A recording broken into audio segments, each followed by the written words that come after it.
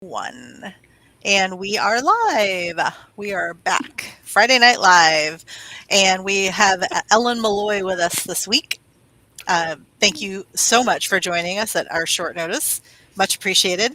And then we also have Nita and Nikki back with us. And everyone knows Shannon and I. Thank you, everyone, for joining us. And we hope you're having a great start to your 250th America's birthday weekend. Yeah. And if Ellen, would you like to tell us a little bit about yourself and your journey and how you got to who you are today? Oh boy, that's going to be long because I'm 58. You got a lot. I gave myself an extra year. All right, so I was a pretty typical sort of corporate executive in my 20s and 30s, and I worked in IT doing large scale project management, and then I got into Reiki, and a Reiki level 2 attunement in the year 2003 blew the barn doors off my psychic ability. And so I became psychic very suddenly. It was completely overwhelming. Looking back now, I realized it was always psychic, but I wasn't clairvoyant. And so all of a sudden I was clairvoyant, and I got barraged by dead people trying to talk to me, asked me to call their relatives, solve crimes, and all manner of other whatnot. Wow. And I hoped in the beginning that it would just kind of go away because it was really overwhelming and not at all what I was interested in or wanted. So it didn't go away. So I realized, okay, I've got to somehow integrate this into my life. And it took me about a year and a half to gain control over the ability and learn how to turn it on, turn it off, turn it up, turn it down. And I remember thinking, if I ever figure this out, I'm going to teach this because this is really it was really complicated to me to have all this extra whatnot happening. So anyway, time goes on. I end up feeling guided to teach Reiki. So I leave my corporate career behind and I go start working in the field of integrative medicine. So I worked with chiropractors and acupuncturists and holistic doctors and sometimes hospitals and all kinds of stuff. And so I'm practicing Reiki in Richmond, Virginia, which is like a very conservative kind of area. And I am at first not telling people that I'm psychic. I'm just like, I'm a Reiki. Reiki was weird enough in the year 2004. Yes. So people didn't know what it was. They do, you do what? You know. And so I would describe it as it's Japanese laying on of hands. And I figured, whatever, I'd take it from there if they had more questions. So what ended up happening was when I was doing Reiki on people, they would start saying, I feel extra hands on me. What's going on? Or I'm suddenly seeing an angel, or they'd see an angel, or so regardless as to me telling them anything, they started having paranormal phenomena happen. And so I kind of had to out myself because I thought, well, I mean, what am I going to say? Well, I don't know what's going on there. I didn't want to lie. So I just said, well, no worries. Those extra hands you feel are Archangel Raphael. It's all good. And they're like, what do you mean? How could you know that? I'm like, well, because I can, see them. And so it just took on a life of its own. So for about 20 years, I basically practiced Reiki, taught Reiki. Eventually I taught psychic development, divine guidance, and various other things like health intuition and so forth. And as I gained more and more students, some of my students studied with me a long period of time, several years, and then those students ended up becoming co-teaching assistants. So by the time, I guess it was 2-3 years ago, I had around 30 people that co-taught with me. So we had a whole thing. We had a whole system. We had a lot of students, and then something came into my life that completely derailed all of that, which is I was invited by some people to get involved in the beginnings of a television network. So it's a streaming television network. So not like linear television, like old cable type stuff, but the new kind of stuff like Hulu, Sling. And because of my technical background, initially my role was to build the technology, which proved to be very challenging and time consuming. And it just ate up so much of my time that I stopped teaching. And then I ended up disbanding my entire teaching collective, which we're hoping to get ourselves back together maybe in the next year or so. But anyway, I did it. We did it. A whole group of us did it. As a matter of fact, we got several people here involved in it. Nita's involved, Nikki's involved, Shannon's now involved. You're the only one not involved yet. But I'm magnetizing the right people to us. So we're live now on Roku, Amazon Fire, Google TV, and Android TV. And we'll soon have our mobile apps up, but we're in a soft launch phase. So I'm now this odd version of the old corporate Ellen and the psychic Ellen. And so I am the psychic CEO. That's a great title, psychic CEO. That's what I am. I learned a long time ago when I kind of tried to avoid the psychic definition, and just try to figure out how to explain myself. And really, in our teaching, in my system, we talk about intuition as being hunches and senses, but not necessarily having the abilities on command, where you can focus in and hone on and get something very specific. But if you can get things specifically, turn on, turn off, focus, then you cross into psychic.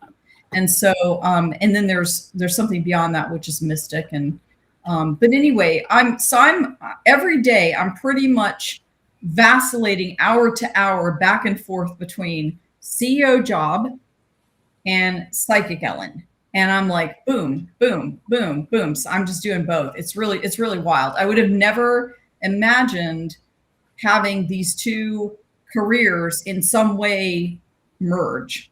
Yeah. More power to you. All of you are doing that. Yeah, I've almost completely tapped out of the 3D world. But money eventually will fall on trees, but we haven't figured that out yet, so I get it. Well, thank you. That was a wonderful introduction, and you covered so much. So what's your main focus and passion right now? Well, my main passion right now is primarily just to get the television technology to where it needs to be. So our aim is to dominate the industry. And so I feel like the future of television in general, not just my television network, but all television networks, is a full merge of social media reels with television technology. And the only reason those things haven't happened, well, they've happened with YouTube, but they haven't happened with a lot of the other technologies because the technologies are completely different. So for instance, we use some middleware things to overcome some technological hurdles that otherwise would make it very difficult to put certain things on TV, like live streaming. Like we can live stream TV just like you're live streaming to YouTube. That's not typically mid-tier and small tier networks don't do that. It's not super common on TV, but we figured out how to do it. So it's pretty much about the same as what you're doing here, just on TV. And so but that serves a demographic of people. Yeah. It serves content creators, and that's mostly who are on our network, are content creators. Yeah. So whereas we all constantly say, like, stop watching the news. Yeah. But you are replacing the fear-mongering news with like what people actually want to hear. And if it's live, then fantastic. Yeah, that's cool. Yes. So I think my perception is that most people are craving authenticity, and that's going to only probably get more prevalent. And because we've got AI now, and probably in short order, people are going to have so much AI on social media platforms, they're not even going to know if they're talking to a person or not until they want to meet that person. Like they want to go to lunch or a business network or go on a date, and then they're going to realize I can't meet this person because this person is not a person. And so that's going to really change, I think, the landscape. And when that happens, people are going to want to know that the people they're talking to are people, And so right now, video is such that even AI video that's very good is recognizable as AI video. Yeah. In a year or two, who knows? I mean, it could be nearly unrecognizable. So we're going to have this situation where people are going to need platforms they can trust that do not have AIs on them. And because I built my own platform and I use my own platform, I know what's on my platform. I have complete control of my platform and the development of my platform and whether it has any AI in it or not. But if someone is using another platform, like they're using really any platform, TikTok, Instagram, YouTube, et cetera, you do not have a choice whether AI is part of your program because it's their platform. It's not yours. And so I anticipate that I will be building platforms, not just for our group, like which is like 4 people in here are in Ethereal. But I think we're going to end up building them for other people who also feel the same way that we do, who really want to focus on authenticity as opposed to entertainment, for entertainment's sake. So anyway, our network is a little unusual in that we're a mind, body, spirit focused network, but we have some other networks in the mix that are not. We've got Coexist TV, which would be humanitarian efforts worldwide. And so that'll be coming after we get the first network up, which is called, well, we're Ethereal Networks, but Ethereal TV is the flagship program. And so right now we're in a soft launch phase and we're finding our content partners. So we're interviewing people all over the world who do all kinds of different things. So we're looking for a really wide mix of people, whether it's yoga or integrated medicine, or there's some sort of psychic medium, or they do sound healing, whatever, just all of it. So we've got room for everything. And are you going to feature different people on a live on that? Is that the live is separate from the streaming. So there's video on demand, which means it's something that's been pre-recorded and is in the video library, and you're just clicking and watching it. And then there's live, which is a totally different feed. So you can go watch live, or you can go watch stuff that's pre-recorded. It's totally up to you. And in the future, we have one live stream right now. So it's just one, and we just, schedule people in a linear way, 7, 7:30, 8, 8:30, etc. But eventually what we'll have is we'll have partnerships with people who say, I want to live from my platform to yours, and we'll work out a business arrangement where they will have their own dedicated live stream channel, and they will be able to live when they want. Because otherwise, if they don't have a dedicated channel, they have to wait until something is open, right? Mm-hmm. And the thing is, there's a bottleneck because most television is watched on weekends. Like it goes up like 35 to 40% on a Friday, Saturday, and sometimes Sunday. Sunday's not as, but you'd still get, of course, primetime viewing, every day of the week, but it sharply increases on weekends. So if we only have so many slots live on a weekend, then that means some people are not going to get to go live. Yeah. Does that make sense? Yeah. I would anticipate that down the road, what we will end up having are dozens of live stream channels that are highly active on the weekends.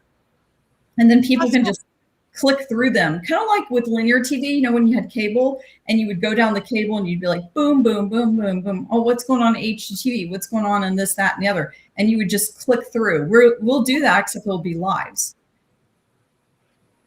It kind of reminds me of Twitch, like for gaming. Oh, yeah. Like, is that Twitch works? Yeah. Oh, Twitch. Yeah. Not so much in gaming, but the concept's the same. Me either, but my kids are. So I've unwantingly watched a hell of a lot of Twitch. And that's kind of the thing. Like they'll be like, oh, this person does their live on this time, and they'll go watch this person, and they'll go watch another person.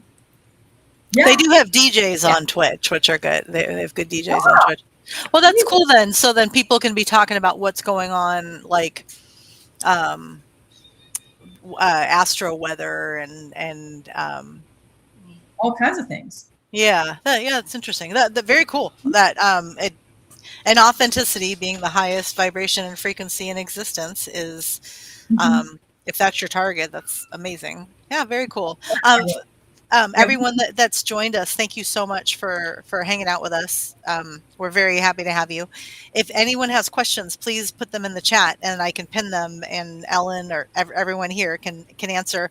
And then the second part of this live, we can talk about some animal things that are going on. We have our friends here, Nita and Nikki and Shannon and I have been helping Nita with her animal finding service and tuning into animals and helping them with health issues and stuff. So focus your questions for Ellen initially, and then just know that if you have any questions about your animals, you can also drop that in the chat for later, and I can save them. So very cool. So ladies, Ellen, you all know Ellen really well. So if you want to just lead the next part of the chat or conversation, please go for it. I have a question. I would like to hear your craziest story, Ellen, just like your craziest psychic experience story. Let's go for it, straight out of the gate. So many of them. I know. Oh gosh, my craziest story.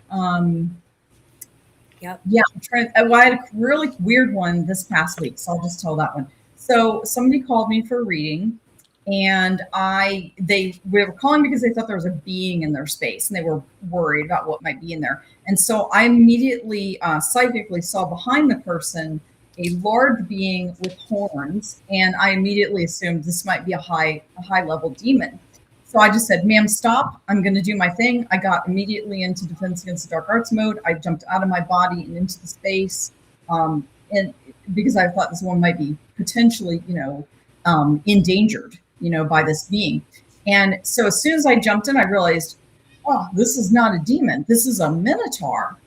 And I was like, what the heck? And minotaurs are from the fairy realm, and I've never seen one in the human realm before. Ever. And so I was like, well, what the? And then I realized it wasn't dangerous. It was completely baffled. It had no idea why it was there. And it was just like looking at me. It was like shocked at me. And I'm like, what? So I had the angels open up a giant portal to wherever this being was from in the fairy realm and sent. And I was just like, you need to go. You need to just go back to wherever you came from. And so I got this thing out, sealed the space. And I was like, well, how would a minotaur be in this space? And so I psychically looked in, and what it was is this lady had someone who was doing magic, and she was sending her negative magic. And I think she attempted to send like a demon, but she didn't know what she was doing. And so she somehow got hooked up with this minotaur and stuck a minotaur in this woman's space. So it was very, very strange. But at least the woman was in no way, shape, or form threatened. She was just had this bizarre being in there, and she wasn't as psychic as I am, so she didn't know what the being was. She was frightened, and but I knew what it was, and I was able to get rid of it. That was pretty strange. That's a little bit odd. Probably early on in my journey, the weirdest thing that ever happened early was that I was doing Reiki on a woman, and I thought it was odd that she had flown in from, I think, Texas, and I'm in Richmond, so she flew all the way across the country for a session. And I remember thinking, this is really weird because I can do Reiki at a distance. You don't need to get in your fly over here. And so, and it was interesting because I got an intuitive hit. I needed a second practitioner, and that happens every once in a while where I feel there needs to be another person. So I had somebody else there, and they were sitting and holding the sacred space while I did the session. Everything in the session was normal until it wasn't. And then all of a sudden, within the chest cavity of this person, opened up what looked like a desert, a scene of a desert. And I'm looking in, I'm thinking, what in the world? What is this? I mean, usually I have health intuition, so I can see organs and bones and tissues, and I don't see desert. That was really strange. So I'm looking down, and I'm like, this session has just gone sideways. And so I asked the angels, like, I don't understand what this is. Is this a metaphor for something like dryness? I'm thinking, I don't know. And so the angel's like, no, it's a realm, like it's something going on. And I'm like, okay. So there were these 3 birds, blackbirds, flying around in this desert scene. There were no other beings. It was just like cactuses and sand and tumbleweeds. And they said, you have to get the birds out. And I said, I wouldn't know what do you mean get the birds out? And they said, you have to go in and get the birds out. And I said, well, it's in the woman's chest cavity. I don't see how that's. And they said, shape shift your hand into a claw and get the birds out. And I'm like, okay. And I'm like, well, I don't know how that's exactly done. So then they basically taught me how to use my arm kind of in an out of body way. So if I travel out of body, I'm astral traveling. In this case, I was just basically made my arm out of my body. And then I intended to shape my hand into a claw. So it changed into a claw, and I used the out-of-body hand to reach in and pull each bird out. So I pull one bird out, pull the next bird out, pull the third bird out. And then the whole scene collapsed. And as I was doing this, pulling these birds out, this whirlwind started to spin around me, and it was like very violent, turbulent around me. And I got alarmed, and I said, I'm going to stop the session. The Archangel Michael said to me, do not stop the session. You will be harmed. And I'm like, okay. So I'm like, oh my God. So I was like, all right, fine. This is very strange. I'm just going to go ahead and keep doing this. So anyway, once I got all the birds out, the scene collapsed. The whirlwind went away. This woman, I had her sit up. I said, ma'am, what do you know what's going on with you? And she says, I do. And I said, okay, well, why don't you tell me? And she said, I'm cursed. And I said, okay. And this is encounters with curses. And she explained to me that these people who cursed her, she gave me this story, but I'm going to tell the story because it would give away too much. But anyway, she said, I've been going from person to person to person all over the country trying to get this curse off of me. And I said, well, ma'am, why would you come to me? I'm a Reiki practitioner. I'm not a magician or a witch or, I don't know anything about curses and whatever. And she said, because I'm clairvoyant and I saw how many angels you have around you. And I figured if anyone can do it, this lady can do it.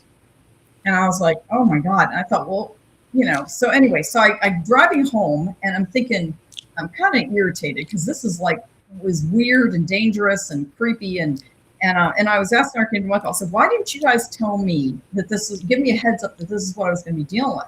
And they said, if we had told you, you would not have done it. And they're right, I would not have done it. If they had said, this lady's got a curse and it's going to whatever. So anyway, so I get home and I was going to tell my husband about it, but I wanted to go get changed. So I go get ready to get changed for bed. And when I get to go put my pajama pants on, my husband goes, what happened to you? And I said, what do you mean? And he goes, Ellen, look at yourself. And I look down, and from my mid-thigh to my ankles, I'm bruised. He goes, it looks like you were by a midget with a baseball bat. I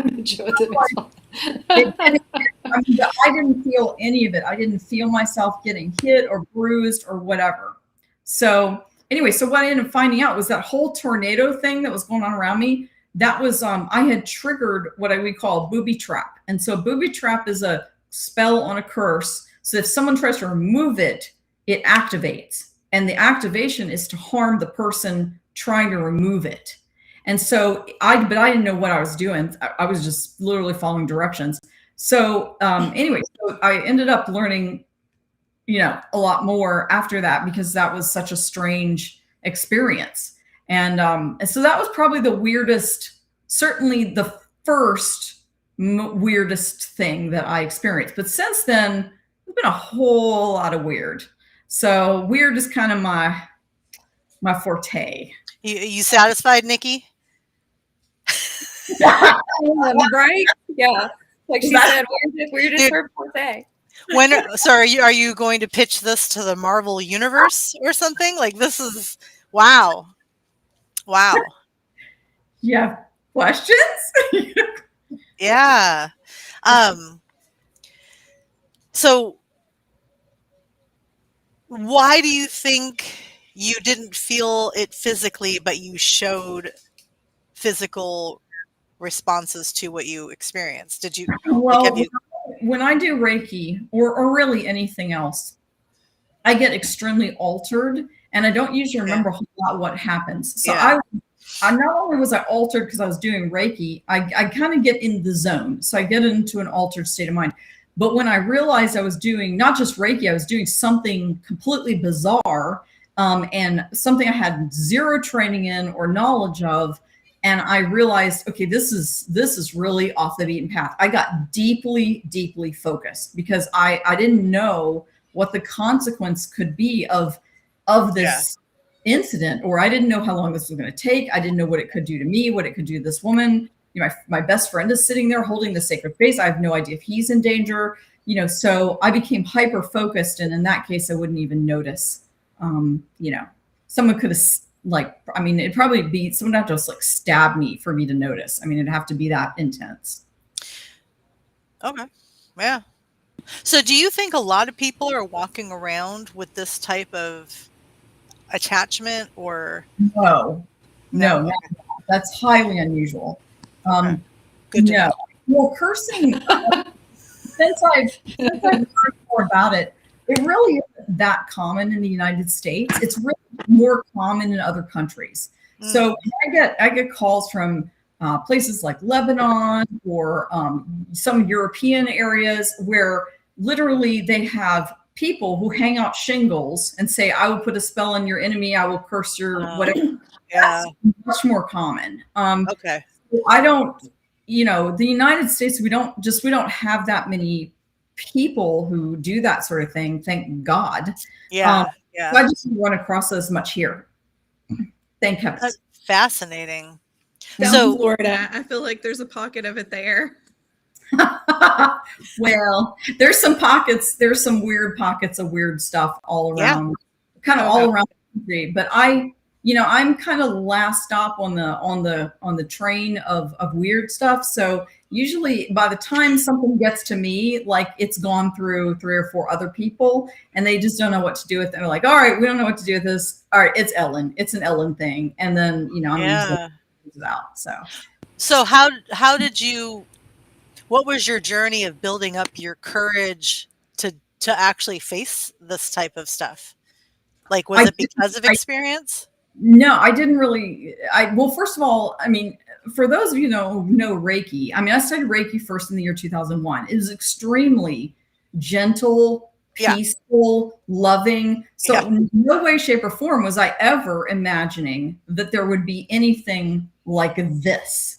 Like when I was thinking of I don't know, intense Reiki situations, I would imagine like someone is in a life or death crisis in a hospital. That is like the level of intensity I was expecting, not like completely bizarre, shocking, that would threaten somebody that was well, in this case, magical, I guess. It's not, I mean, it's metaphysical, but it's magical. But I've gotten called into a lot of really unusual situations, and I'm odd in the sense that I work with a lot of normal doctors and normal, do work with chiropractors and acupuncturists who are in the, alt med and integrative med area. But I do work with a lot of really completely normal doctors and chiefs of staffs at hospitals. And, when the pandemic happened, I was literally on the phone, had them calling me on a daily basis from other hospitals. And some listened to what I had to say and some didn't listen to what I had to say. And I had one of them that said, a coronavirus isn't that big a deal. I think it'll all be fine. It's going to blow over in a couple of weeks. A year later, when I spoke to this guy who's a chief of staff at a major medical center, he said, I will never question you again. Because I told him, I said, get ventilators, you need masks, you need all the stuff, because they had only a short period of time to obtain a large quantity of these things before they were sold out. And so some hospitals did it. And one of the hospitals was in New York City in one of the hot spots of COVID. And they did everything I told them, and they weathered the storm much better than a lot of other medical units did. Yeah. So, wow. But I never know quite how I'll be received. I never know quite how people will handle any of this, or, all I can do is kind of be myself and present this. And, the funny thing is, most of the time when I go to something, nobody realizes I'm the psychic. So that never fails. I'll be at some event and somebody will go, does anybody know when the psychic lady's going to be here? And I'm like, that's me. Like, I'm the psychic lady. And they're like, you're the psychic lady. And it happened. It was funny because last summer I was, my girlfriend was having a girls' weekend.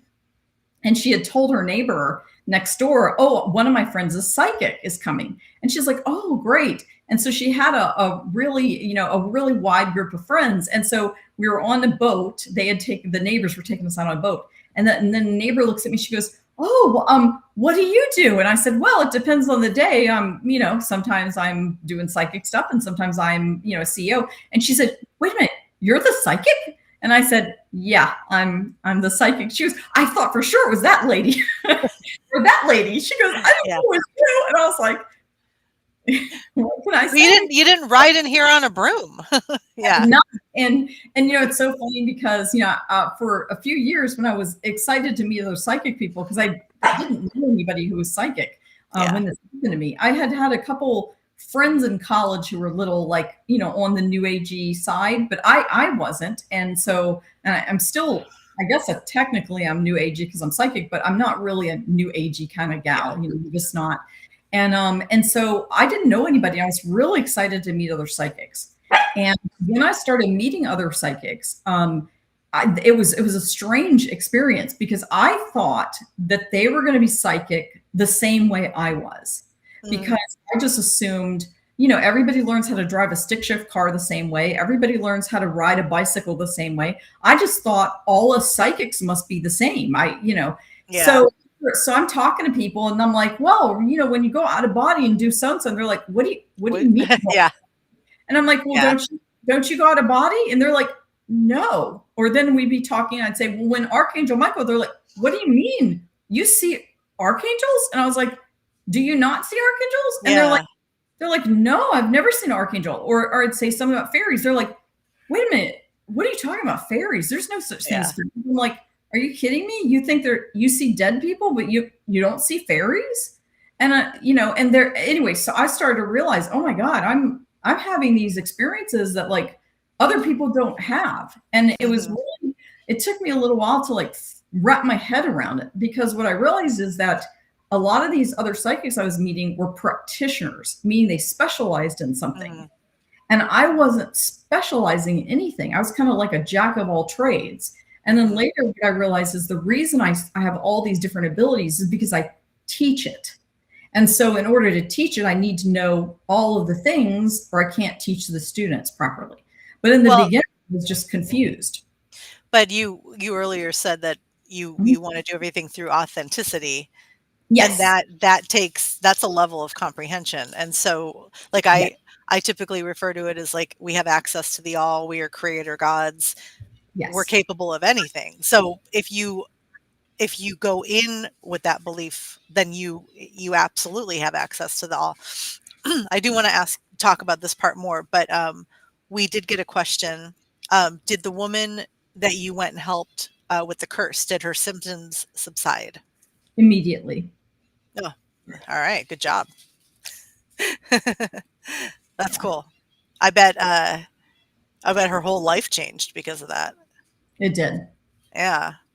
It did. So it's interesting when you were talking about certain things happen more in other countries, and then you have all these different, you have a variety. Well, I don't think you have a variety of abilities. I think you are just completely open and like you step up to do whatever needs to be done, right?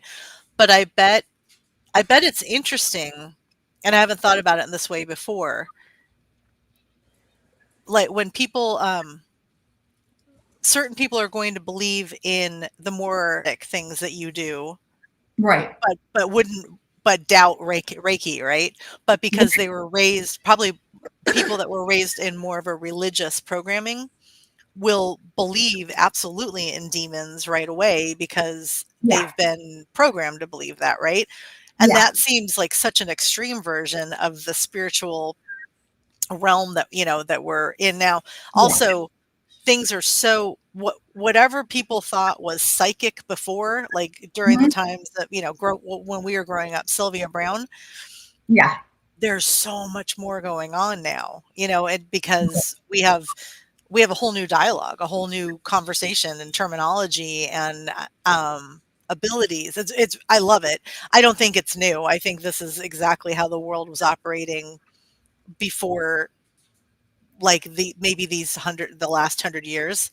I think people were way more aware of all this stuff before, and we can read it in the reliefs and on temples and everything else. We've just our government or the world order or these families or whatever have done a really good job dumbing everybody down, and removing the belief that we can fix everything and that we do have access to the all. Oh, it's fascinating. You have a very cool story.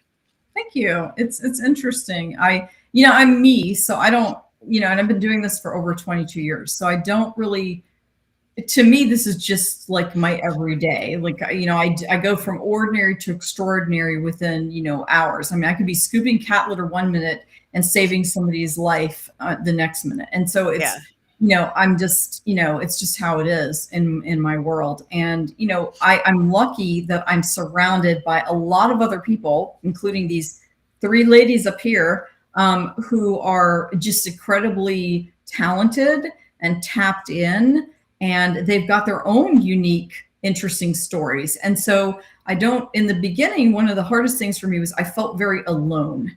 I felt like I remember trying to tell one of my best friends that I had become psychic, and I frightened them. And they looked at me and I thought, oh, and I could see it on their face and their eyes. And I thought, okay, I need to step back from this conversation because I'm terrifying this person. And I had several friends who just stopped being friends with me because they're like, okay, I can't be with this. Or people who knew me from my corporate career and were like, you're destroying your career. You know, my goal at the time that I became psychic was to become a chief operating officer. And in maybe a mid-sized to, you know, company, a smallish, large company. But I realized I was never going to, I was not walking that path any longer. And so I just kind of abandoned all that, thinking I would never, ever go back, you know, because I'm thinking, well, once I fully step out as a, you know, Reiki practitioner, nobody's going to trust me with a large scale project ever again. Like, it's not going to happen. And now here I am, you know, fully out of the closet metaphysically. And I'm also fully embracing my, you know, my corporate side. And I didn't know how that was going to go. And I thought initially I might have to deal with some flack or some issues, but I really have not. I literally had nobody have a problem with it. You know, I'm negotiating deals with other companies that are large, and, you know, they know what the deal is with me. And they're more anything, the reaction has been curious. People are curious. That's cool. I think the times have just changed. I mean, you know, now if I tell someone I do Reiki, every single person, I haven't had anyone in maybe 15 years even go, what is it? You know, they'll sometimes say, oh, my cousin does it, or my neighbor does it, or my wife does it, or I do it, you know. And so the world has just changed. I think many more people are embracing their intuitive sides. You know, even really very skeptical people are like having experiences. I get weird calls. Like, I got a call from a guy in Australia, and he's like, ma'am, I am an attorney. I'm like, okay. All right, carry on, sir. What's going on? He goes, I was walking down the street, and all of a sudden I was in ancient Rome. And he's like, I know this is hard to believe. I was like, not hard to believe for me. Not hard. I said, sir, you just experienced a profound past life that was, you know, full-bodied experience. And I said, I'm guessing it lasted a few seconds. It was over. He goes, yeah. He goes, it's weird. And I said, and you couldn't find anybody to talk to, so you called me. He's like, yeah. Yeah. I'm like, okay. Yeah, pick up a few of the convoluted universe Dolores Cannon books, and you won't feel so alone. That's really cool. Well, and how great is it that he found you? Shannon, can you take over for just a moment, and I will be right back. Okay, very cool. Absolutely. I mean, Ellen's doing great. You don't need, but no. I will be right back, and thank you. One question real quick. Oh, go ahead. One question real quick. Ellen, one of the guests, people in the audience asked a question about what kind of things are you looking for a live stream? What kind of content? Oh, I saw that. That's John. Oh, John. Wait a minute, John? It's John. I know. John. I was like, I wonder what she's going to have on her live stream. Well, our live streams like this sort of stuff.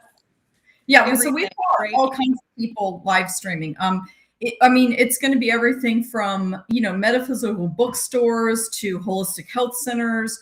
I think we're probably going to have a fair amount of like yoga practitioners, astrologers, but I think we're going to end up with some unusual things like cooking shows, and and people are doing like talking to animals, and so I think it's going to be across the board, all sorts of unusual things. But what we only are looking for this particular channel for things that fall into one of three categories. So it's either metaphysics of some sort, it's natural health, or it's what we call uplifting content, which is positivity, mindfulness, life coaching, things like that. So it's got to fall into one of those three. If it doesn't mean it's bad. It's just not a good fit for our network. Yeah, that makes total sense. Yeah, what I was going to say is I actually just sent a dentist friend of mine who I think if you met this person, you would not think that she would be open to this. And she's a friend of mine, she's a friend of John's. And I sent her to Ellen because we went to Louisiana for work, and we decided that we were going to ride together. So I said, okay, we're going to New Orleans, and there's a place I'm just going to run in, but I always go to Bottom of the Cup Tea Room in New Orleans. It's one of my favorite they sell actual tea to drink. There's a little bit of metaphysical stuff. And so we went in there, and she picked up a book about angels, and I filed it away. Her birthday was coming up, so I bought her a session with Ellen.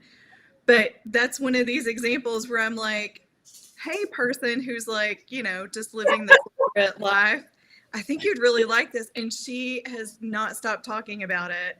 Oh, and she had a fairy bird, because fairy bird lady. Yeah, that was unusual.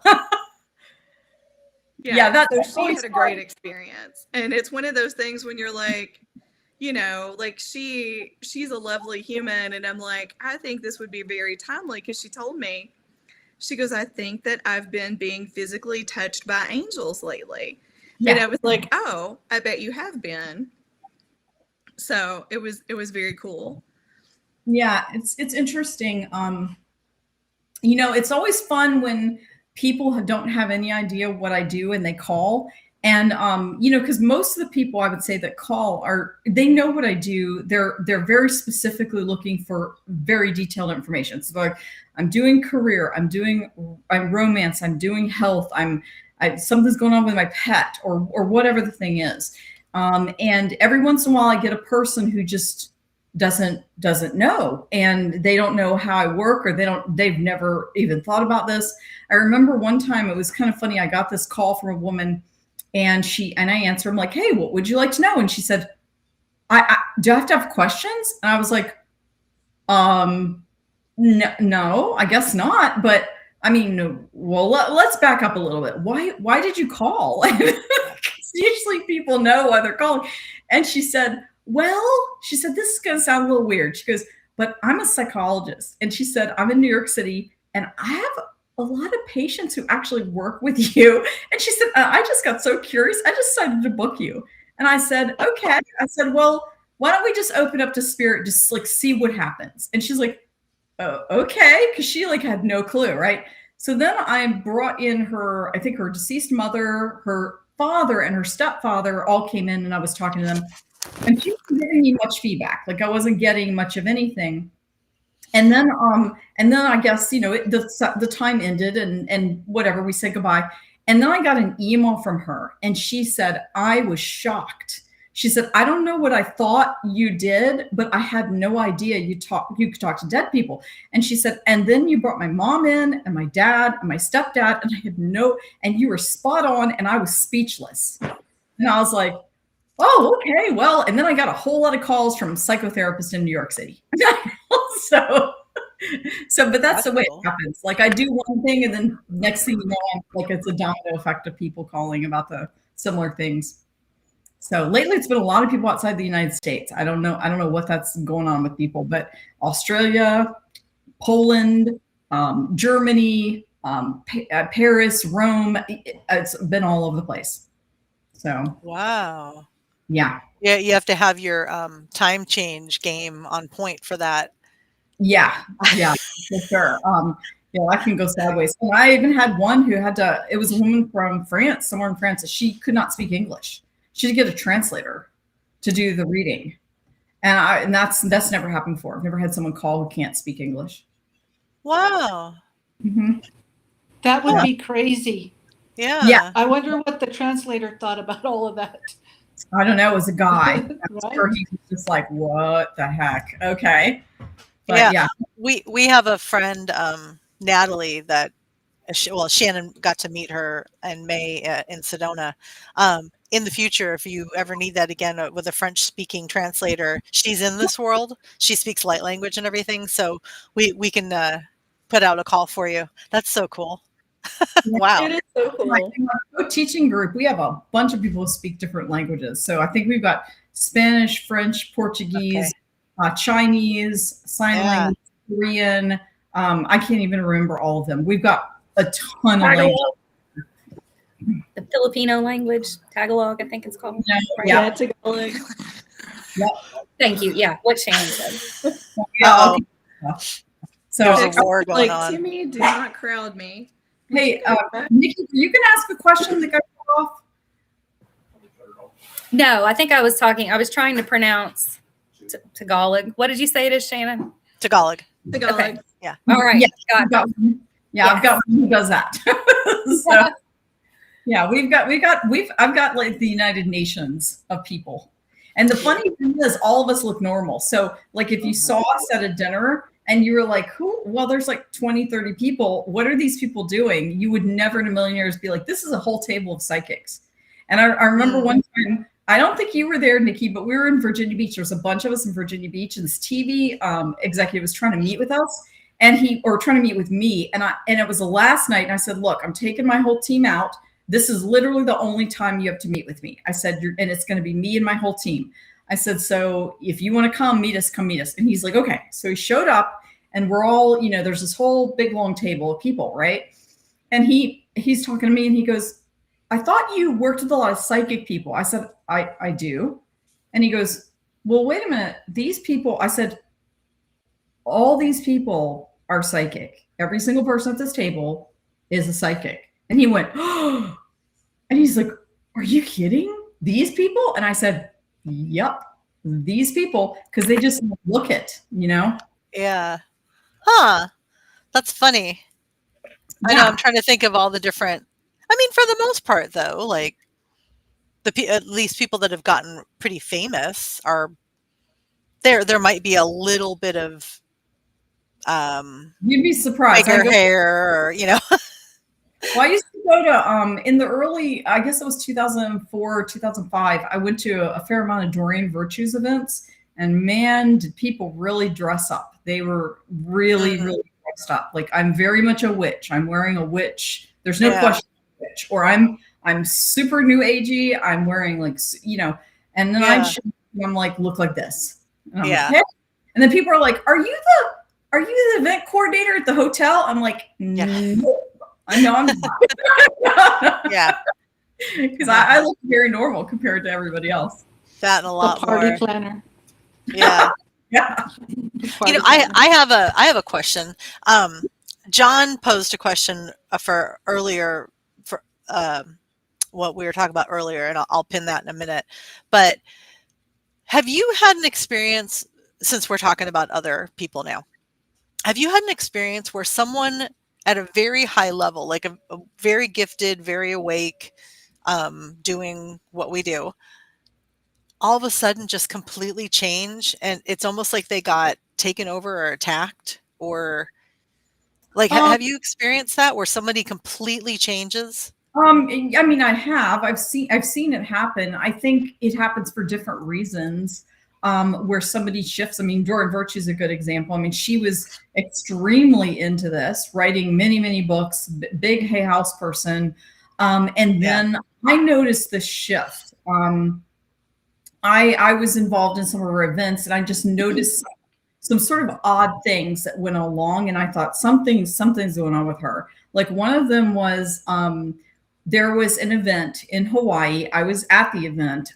So was another person was at the event who was helping. And when we were all getting ready to leave, we were getting ready to fly out back home. This person did not come down from their hotel room. So somebody went up to check on them, and they had passed away. And it was very sad. The person everybody knew this person was sick. And so nobody was expecting this person to like die at the event, but everybody knew he was sick. So what ended up happening was the reaction to that was not what I expected.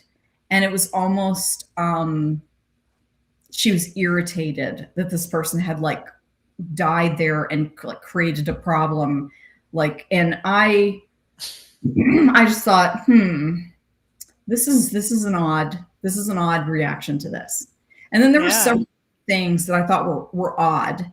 But one of the things that really got under my skin was there was a little book called Angel Numbers. It was pink and it came out. And I can feel into like the intentions of the person who writes books. And so I picked up the book. And I was very surprised that there was no energy from Doreen Virtue in it. None, zero, none at all. And so I looked down and there's Doreen's name is in big letters and underneath in tiny letters is Lynette Brown. And I said, Lynette Brown wrote this. Like every single word in this book is Lynette Brown. And so then later I have a guy friend who came to stay with us and he picked up the book. He goes, oh, what a neat little book. Doreen wrote this. I said, nope. Lynette Brown wrote that book.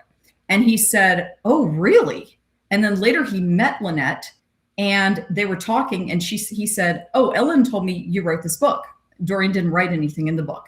And she went, oh, how does Ellen know that? And she said, well, Ellen's pretty psychic. And so it turned out it was true. Not one single word in that book was written by Doreen. Well, when they had like a falling out, Doreen didn't want to work with her anymore. She went and had the book cover changed and removed Lynette's name. Yeah. And that was the point. Like, nope. I was like, that's completely out of integrity. Yeah. Like, if you didn't want to work with her anymore, you should turn the book over to her and have her name on it and not yours. But to take her name of it, I was like, no. Yeah, two things. Funny that you mentioned Hay House. I'm in San Diego and it's 25 minutes from me. A good friend of mine used to be the IT there. So the computer that I'm doing this on right now is actually from Hay House. That's funny. Yeah. Yeah. We inherited quite a few, like we have Louise Hay's iPad and a few other things. It's very cool. Yeah. I did her birthday cake. I have a wedding cake company and we did her 80th, 83rd birthday. And Louise Hay has her own roses. I don't know how you get to do that, like where you actually create a rose. Yeah, I had a bird made or something. Yeah, and so she has her own. So we made those out of white chalk and put them on there. Okay. So thank you for answering. I have someone who I actually really considered a friend, met in person at a retreat, and then have developed a pretty good friendship. She hosted the retreat, and then developed a pretty good friendship with her. And then last year something happened, and it's not just me. Like everyone witnessed.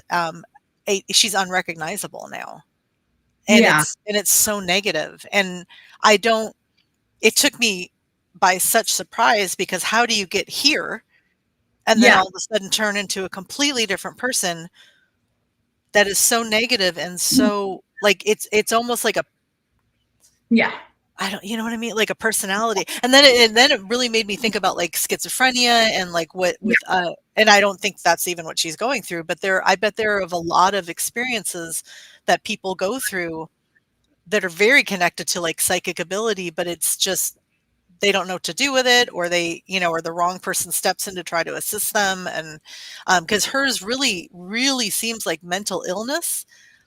Well, so in the world of metaphysics, when I do see something like that, and I'm not tapping into this person because it wouldn't be ethical for me. Yeah, right. And I'm not going to mention her because I still, from the situation I've seen, almost always when somebody radically changes like that, a lot of times they're going through some kind of either spiritual awakening or psychic awakening, which I define differently. Right. And they all of a sudden shadow work comes up for them. And shadow work is that which is in your subconscious. It's things you've suppressed and repressed. It could be things you don't even remember, like early childhood trauma or something. And what happens is most humans don't really like to embrace those things. If it was painful in the past, they don't want to revisit it. But the thing is, when you're going through a spiritual awakening, if you do not deal with it, it will deal with you. It will come up and it will rack you. It will run you over like a car. And if you refuse to face it, then what you'll do is you'll project it out onto everybody else. Your marriage, your kids, your friends, your business partners, because you're trying to like find a way to not deal with it. So you'll just have to make it somebody else. It's somebody else's problem.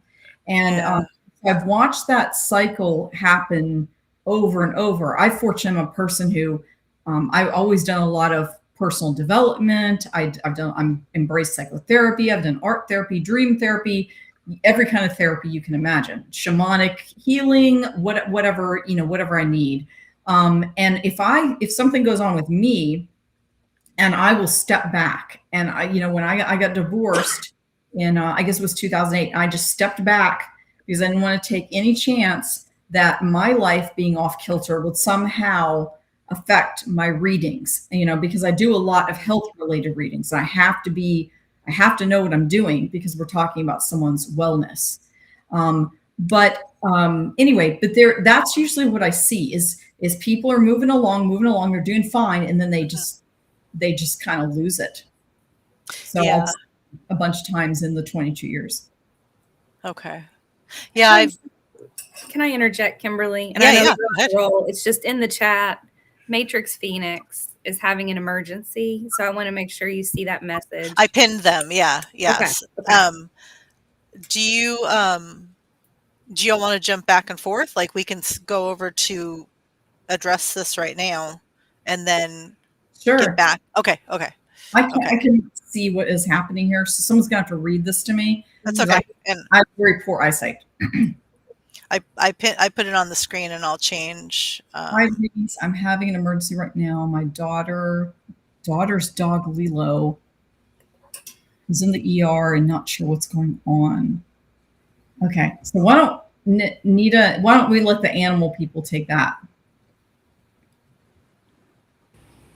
First, I want to know what part of Colorado, because with all the fires and everything, it could be fire related. And I immediately got heat related.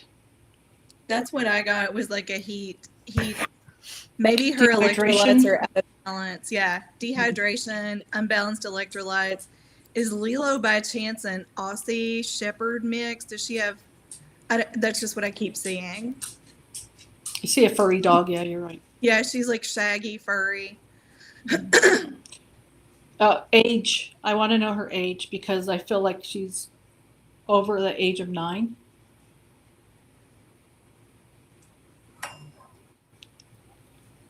So if you could, and then there was another, let's see here. Did you see the second and third part, ladies? Lila was fine this afternoon, and 5 hours later she couldn't walk and kept bumping into walls and couldn't hold her urine. Blood work is $400 that my daughter doesn't have. She's going to have to do the blood work. I'm afraid so. Yeah. She'll need. He's a home dog, and it's Colorado Springs. Oh, she doesn't. Not outside much. She's not outside much. It still sounds like electrolytes in a way, but that could also indicate neurological. When you bump into a wall. How old is she? Neurological. Why do I feel like she's heavy though? Like her body's heavy. Maybe that's what we're feeling and not the fur.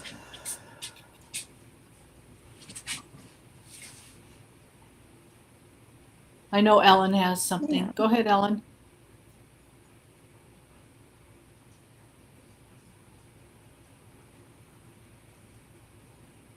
Is Ellen talking? I can't see her face. Are you muted, Ellen? Sorry, I'm trying to make it smaller, but I wanted the background down there so people could see. Yeah. I'm still here, people. As far as the dog goes, the dog's in a medical crisis. It's having it's definitely having a problem with its electrolytes. It looks like it's become overheated. Mm-hmm. There's I'm seeing disrupted electrical activity in the entire body, but especially in the heart and in the extremities. So I wouldn't be surprised if this dog is twitching or having trouble walking, and there may be some eye twitching of some sort going on. I would get the dog to the emergency vet. It's going to be the left eye, and maybe she should wrap him to help him get stable. I think the dog needs immediately needs like it needs electrolytes in large quantity. There may possibly be some kind of a mini stroke that's happened here, because I'm seeing like there's stiffness in the joints and in the movement, and that can happen when you have a stroke. You can have, especially a small stroke, you can have like a kind of weird herky-jerky movements. Well, she's about 10, like you were thinking, Nita. She is at the vet, and I know $400 is a lot. Yeah. Is there a way that they could start with like an electrolyte panel? Yeah, perhaps. Can you give animals salt? Yes. Yeah. Okay. For electrolytes. Okay. I think it's much more. I think it's further down than just electrolytes. I don't. Yeah. I mean, it will help, but I think it's much further. I'm concerned about seizures, like you said, neurological, and the blood work will help show that too. Well, if it's a mini stroke, they can have another mini stroke. Yeah, her back legs were spaghetti and couldn't walk. That very much like, I don't want to be projecting, but that's very similar to Kenji when, he had his seizure activity, and I just lost a dog to. Yeah. He actually didn't much further than it caused it. I'm sorry, Matrix. I know it's really scary, and you're in Florida, and they're in Colorado. Yeah, 10 years old. Yeah. They're at the right place. She's at the emergency vet. That's where Lilo needs to be. And there's some really good ones in Colorado Springs. Colorado Springs has some really good vets. They found bacteria. Okay, so possibly, are we talking like when you say found bacteria? In her urine? Yeah, like her urine, in her blood. Did they do a tap? Could it be sepsis type thing? It could be. I mean, the meningitis. There's a lot of diseases that can have symptoms. It looks very neurological to me. Mm-hmm. And I had to guess. I'd say it's a mini stroke. That's this. Or it's affecting my left side. So I have to agree. It's my arm, my neck, my eye. So I would say more likely that's happening. Yeah. Mini stroke. Yeah. And then the good news is they have that clot busting medicine they can give to animals and humans that will resolve that if that's what it is. And then, but the time is of the essence. So it sounds like they're in the right place. Yeah. Oh, she had kidney stones previously, but hasn't shown in the last 2 years any issues. I don't feel that. It could be that this is just totally. To me, it just feels very neurological and like a brain bleed, mini stroke kind of situation. I definitely would say heart, because I have electricity currents running in that area, which would be short outs. So yeah, we will send our prayers. There's a lot of dog experience on this panel here, so thank you everyone for tapping in. And Ellen's the teacher, so go to the teacher. Yeah, I think absolutely can have seizures, Matrix. Definitely, they can have seizures. They can have mini seizures, just like people, and it can have effects similar. Like on one side or the other, not having balance. Yeah. Yeah, you were spot on. And that's the other thing. I don't know if they have listened to her heart, if she has any kind of murmur. Because, Nita, I feel like there could be like a congestive heart failure too. Like a What do you feel around the heart? Like I feel a denseness. I feel the electricity, the whacking out, but Mhm. I feel soreness from my chest all the way down my arm, and it's Mhm. making my hands numb. Yeah. I'm going to share something because if it was this, it would actually be great because the outcome is everything goes back to normal. But if the dog somehow ate marijuana, they present this way as well. I don't know if anyone else has had experience with that. Weird about that. And you're Or right, that would be good because then it would just kind of be a matter of time. Yeah, then you just so I had a really weird experience. We live downtown and there's a House of Blues next door, and so I think that was the culprit. But um, my dog was with us. We were working at the bakery. I came home. Everything was so normal, like nothing different. And in the middle of the night, she my dog woke me up making a really strange noise, and she was trying to stand up and she couldn't. And so and like everything that's being described in the comments here. So I totally freaked out, and of course, our elevator was out. I had to carry her down. Like it was like a bad country western song. I had to carry her down the stairs. I had to go get my car because I'm downtown, so you don't park right in front of your house. Long story short, I got her to an emergency hospital. They took her in the back, and this tech came out. Such a nice guy, and he looked at me and he's like, "Is there any way that she got a hold of marijuana?" And I was like, no, like we were at the bakery, but she was in the backyard. No, no, why? And then he's like, "Are you sure?" And I said, "Like I'm being honest with you, yeah." And he said, "Because I've seen this a lot, and guaranteed that's what's happening." And then I thought about it. I was like, maybe on one of our walks, maybe somebody dropped an edible or something, and Yeah. which okay. So he was super cool. He's like, "Look, we haven't done anything yet. We haven't given her anything yet. So you can take her home. I won't charge you for anything," which was amazing, Oh, right?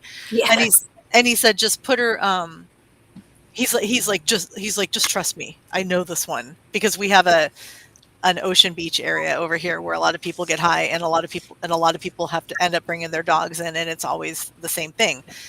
And I guess they get a hold of it somehow. So he said, just take her home and put her in a really quiet, dark place, and she'll come out of it, like, probably by tomorrow. And she totally did, like completely unaffected after that. So if there is a chance that your daughter's dog somehow was able to, even by sniffing on the ground and inhaled it by accident, like, because I was thinking, like, why would a dog ever want to eat marijuana? Like, it smells terrible. It's grass. It Yeah. smells and it's grass. Yeah, but like an edible, like that made sense to me, and so I don't know. I don't know if that would be if that is possible. That would I don't know, because I would say that I don't want you to not seek medical help either. I would say in Colorado that's very possible. Yeah. But I don't get that. I don't get that the dog ingested anything. I don't get Okay. gagging. I don't get a weird taste in my mouth. Okay. I don't get anything like that. Yeah, I don't Well- get the just anything either. Yeah. I was blindsided because it didn't happen here. It didn't happen at my bakery, and so the only thing I could come up with is people were going to a concert and maybe dropped something, and my dog inhaled it without me even noticing on a walk. Like, that was the only thing I can come up with, but he was right. Yeah. So that's the only reason I brought this up. Oh, we had that happen. The boys, Kenji, this was early on, like years before he had his actual first seizure. And he was like sort of rocking back and forth. Yeah. And I'm in a panic and I'm trying not to panic fun. I'm like, oh, there's something really wrong with Kenji. Yeah. I mean, there was, but it wasn't this. And one of our sons was like, there's something I think this is, and I need to tell you. Sure enough, that's what it was. And after Yeah. we fed him 8 million treats and he drank like 5 bowls of water, like, Yeah. he was fine. Yeah. No, my ex, his dog used to get up on the counter. He was a huge dog, so he put his paws up and eat stuff off the counter. It happened all the time. He made a batch of pot brownies, and the dog ate like half of it. And he was more worried about the chocolate and the sugar and everything. And Dexter ended up being okay after like 2 days of sleeping. But yeah, I don't know. Anyway, I obviously don't want to make the suggestion unless it can be confirmed, possible. right? Yeah. Yeah. Yeah. Yeah, that's what every time, after that, Kenji thoroughly enjoyed his experience. And every time after that, if he smelled that on any shit, he was like, yeah. He was like, Well, what is wanted that? more. That's so Matrix, funny. were you worried about ticks because she had a tick on her, or because I mean, it could be a tick issue. That's another thing that could cause these kind of symptoms. You're right. But do you know, has the dog been bitten by a tick? And if so, make sure that you let the vet know, even if it was 6 months ago, even if it was a year ago, make sure you tell the vet. Yeah. That's good advice too. Yeah. And one let other us know- thing. Oh, go ahead, Nick. Oh, sorry. Kara mentioned in the chat, she just put a little PSA, just a reminder that totally grain-free diets for dogs can cause heart issues because they need, I think it's an amino acid called taurine that they don't get from a grain-free diet. So remember that you can do a little grain-free, but dogs they need some grain because they have to have taurine. I just bought a supplement on Amazon Prime Days for Dexter because Dexter's almost 11. And when he was little, I had a German Shepherd who had really bad allergies and skin issues. So he was on a grain-free fish diet. And I'm glad that she brought that up. I just started him on this taurine supplement, even though he has grain in his diet now, just because I've been worried about him being grain-free for so long. Yeah. Yeah, I give my dog grain-free food, but then she eats a lot of snacks with us, like healthy stuff. But maybe I'll switch that. Yeah. Oh, I'm so sorry. I'm so sorry, Matrix. I'm sorry for it. The moment our animals or our kids are sick, it's so easy to completely forget that you have abilities, that you're psychic, that you that you're not supposed to give into fear. Like everything just it literally shocks your system, you know? Yes. Yeah. Yeah.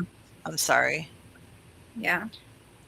And another PSA from Kara, she said flea and tick medicine can cause seizures, which is also true, especially in smaller dogs.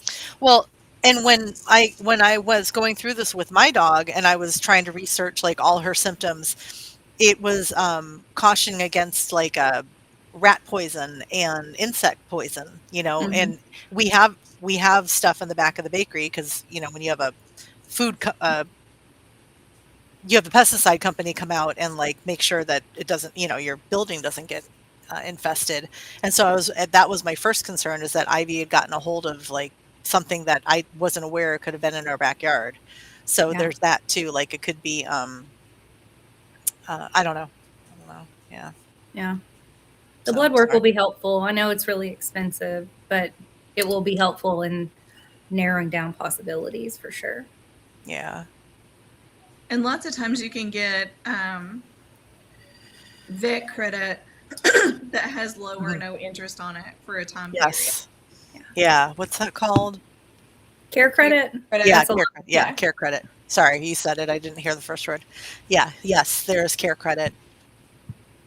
Well, we'll keep your little doggy in our energetic prayer circle or healing circle. Kinji circle. Kinji circle. Yeah. Kinji's healing circle. Do we know their name? Can you, Matrix? Can you put their name in the chat so that we can? Wasn't it? Yeah. Lilo, like Lilo and Stitch. Oh, okay. Very cool. Thank you.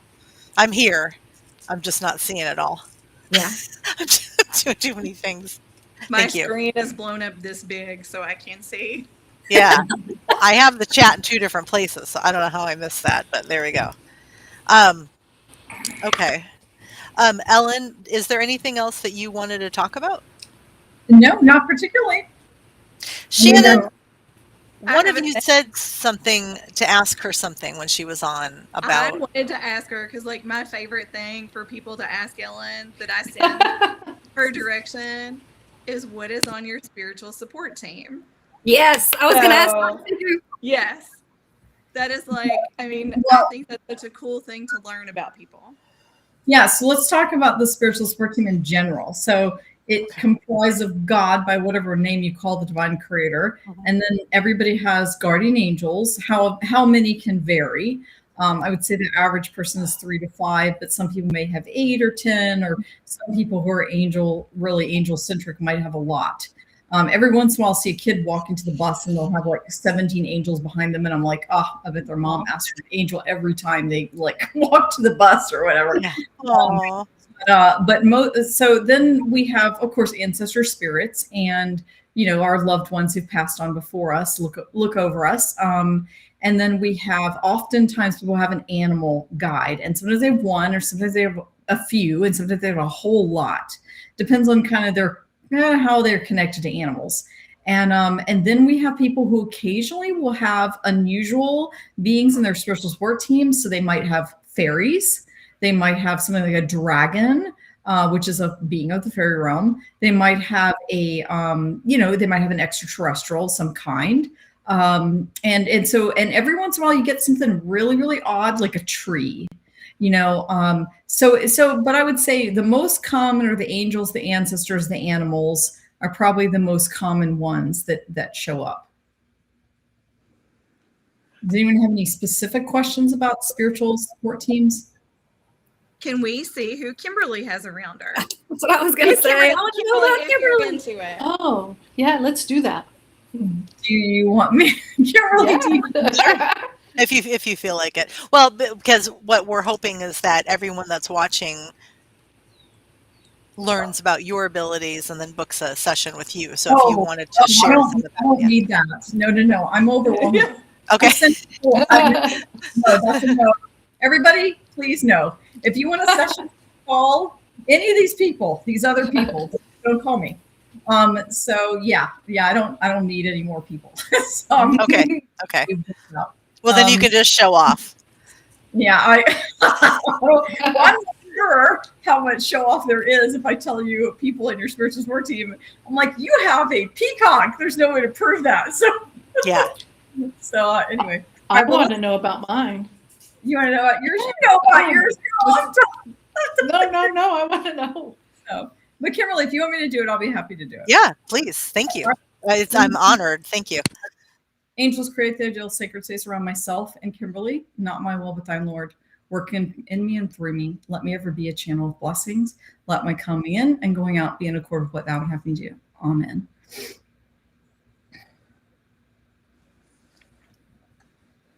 Okay, so you have some unusual guides.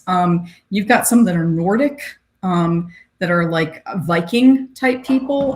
You've got, I think this one is Syl, which is Thor's wife. You also have some pre-Celtic goddesses, and I don't know who they are. You have also Kuan Yin, and so now we're in Asian, and you've got at least one Buddha, but it's not the typical Buddha. It's an unusual Buddha, like Siddhartha. Yeah. Not the standard, And you also got some monks wearing some kind of saffron. I'm going to go with Tibetan. They're probably Tibetan monks that are chanting. Yes. Yeah. There's a whole group of them. They're all together. There's one female in the group, but it's mostly men. And of course they're bald. So, including the female. So let's see. You also have you've got a few South American people. So, and you've like South American shaman, and you've got some North American shaman, and you've got some people that I'm not sure where they're from, but I'm going to go with, they might be Eskimos. But I was just going to say, are they in the snow? Yeah, they're snowy. Yeah, for sure. Snow-related Eskimo. I don't know. Yes. Culture, so I don't know. Starts with an I. Yes. Inuit. Yeah. Yes. So you have some people from like the Glastonbury Avalon, that King Arthurian group. You've got some females who are magical, and you've got some males who are magical. And the females are sorcerers, and the males are wizards. And so that goes back way back in your lineage, like probably before recorded history. Let's see, what else have you got going on? I don't see this very often, but you have a planet in your spiritual support team. It's highly uncommon. I've only seen that a couple times. You have the moon. So you've got the moon. Yeah. The moon is in, so that's showing up prominent. So let's see what you got in terms of animals. Okay, now my animals decided to come and join the thing. I'm surprised my entire flock isn't over here right now. Yeah. All right. So I swear, every single person that knows Shannon has birds in their special sport team. Everybody. So you've got several different types of birds. Like it's a whole variety. Like you've got finches, you've got condors, you've got I don't even know what this is. It looks like it's maybe something South American. It's really colorful, but it's not a parrot. It's some other kind of colorful bird that I don't recognize. You've got something, oddly, you have a peacock, which I said earlier. And let's see what else. You've got some other animals as well. You've got a fair amount of animals from like jungle animals or like African. So I'm seeing, I think it's a gazelle, and you've got also a tiger, definitely a big tiger, and you've got an elephant, but it's a small elephant. It's a small little elephant, so it's like a baby elephant of some sort. You also have a very, very big turtle. So it's like one of those turtles that lives like 200, 300 years. You got one of those. Yeah, the Galapagos turtle. Yeah. Beings from the fairy realm as well. So you're probably familiar with from the Alice in Wonderland, the Cheshire cat. So those are a type of cat in the fairy realm that are very magical, and they have very bright either blue or green eyes, and they look like tabbies, but like giant fat tabbies. Anyway, you got one of those. So that tells me that this is a really unusual array of beings. This is like a very, there's so many, and more just keep showing up. I haven't even gotten to like people. Let's see. Let's go to angels. So none of this is surprising me. Yeah. Okay. So how many angels do we have? Ooh, you have 72 angels. So that's a lot of angels. That's an extraordinarily large amount of angels. So let's see who you've got as your lead. Your lead angel's female. So she's identifying her name as Isla, I-S-L-A. And she's your lead guardian angel. So the lead guardian angel is the only angel that spends its entire life with you. It's assigned before you're born. It's with you at every moment of your life, and it goes to heaven realm with you when you die. So that's the lead guardian angel. So it knows you better than you know yourself. All the other angels come and go in your life. When you need something, they show up and then they leave, and then they show up again. So like I got a new angel when my daughter was born, and I didn't know I'd had a C-section, so I was pretty out of it. And everybody had left. It was just me and the baby, and she was sleeping. And this angel came up to me, and it was like I call her Angela Lansbury because she's got like Angela Lansbury's voice. And she says, "Oh, I'm here to," and I said, "Oh, are you an angel, the nurse?" And she says, "No, I'm your angel." And I was like, "Mine? I've never seen you before." And she said, "Well, I'm to help you be a mom. I'm a mother angel." And I was like, "Oh, great. Awesome." So anyway, so I got her. I hadn't seen her before. And, but anyway, you have a large amount of angels. You have a very large spiritual support team in general. This is very, very unusual to be this many. I don't think we've even scratched the surface. Why? I don't want to cut into your flow, but yeah, in your experience, why does that happen with certain individuals? Sometimes people are just multifaceted, and they just need a lot of support in a whole bunch of different areas. So it doesn't mean in any given time in your life, all of these beings are helping you. Sometimes certain ones are more prominent, and then other ones step back, and then new ones come forward, and that kind of thing. So there's only a few that are like with you at all times. So this is just. I'm being pulled up like really high. Like my frequency is so high right now. Like my whole body is vibrating, and I feel like a magnetic pull up right now. When I channel sometimes, or if I'm holding back, my head jerks, and it keeps happening while you're talking. So I think they're all like, I'm aware of it too. Okay. Sorry. Keep going. Okay. Wow. Well, yeah. So it's a very, very, very big. I don't think we've even scratched the surface. There's just an enormous amount of them. I tend to notice that spiritual teachers usually have a larger spiritual support teams than others because they are teaching students and they need a lot more understanding of spiritual concepts. So they have more support than an average person would even have that. Okay, Well, so like when I say access to the all, because I believe that, that yeah. means okay, okay. I think you got that pretty well covered. It looks like around the globe you've got some kind of something going on. Every Wow. religion, every whatever. Yeah, it's because I just saw there's more like coming up. One of them is I don't know who this is, but I'm going to go with it's probably a saint. She's a female. I know the way she's dressed. She's an abbess for sure. Probably from the 13th century or something. So you've got somebody way, way back there. So that's not too common. People don't have like ancient Catholic saints in their spiritual support team, unless they're a nun. Then that's common.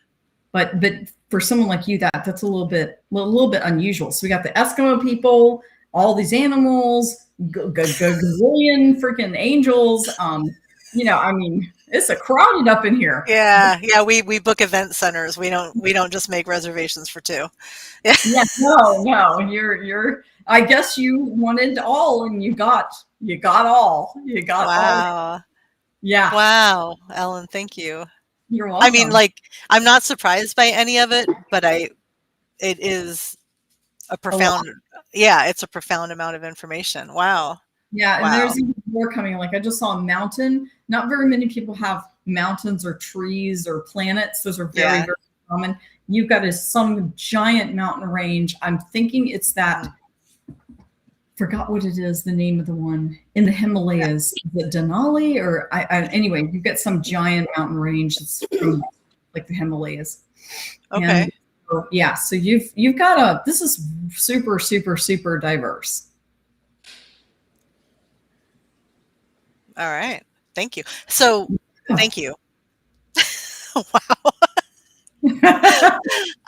Have people been able to read you and share back to you, or are you already aware of?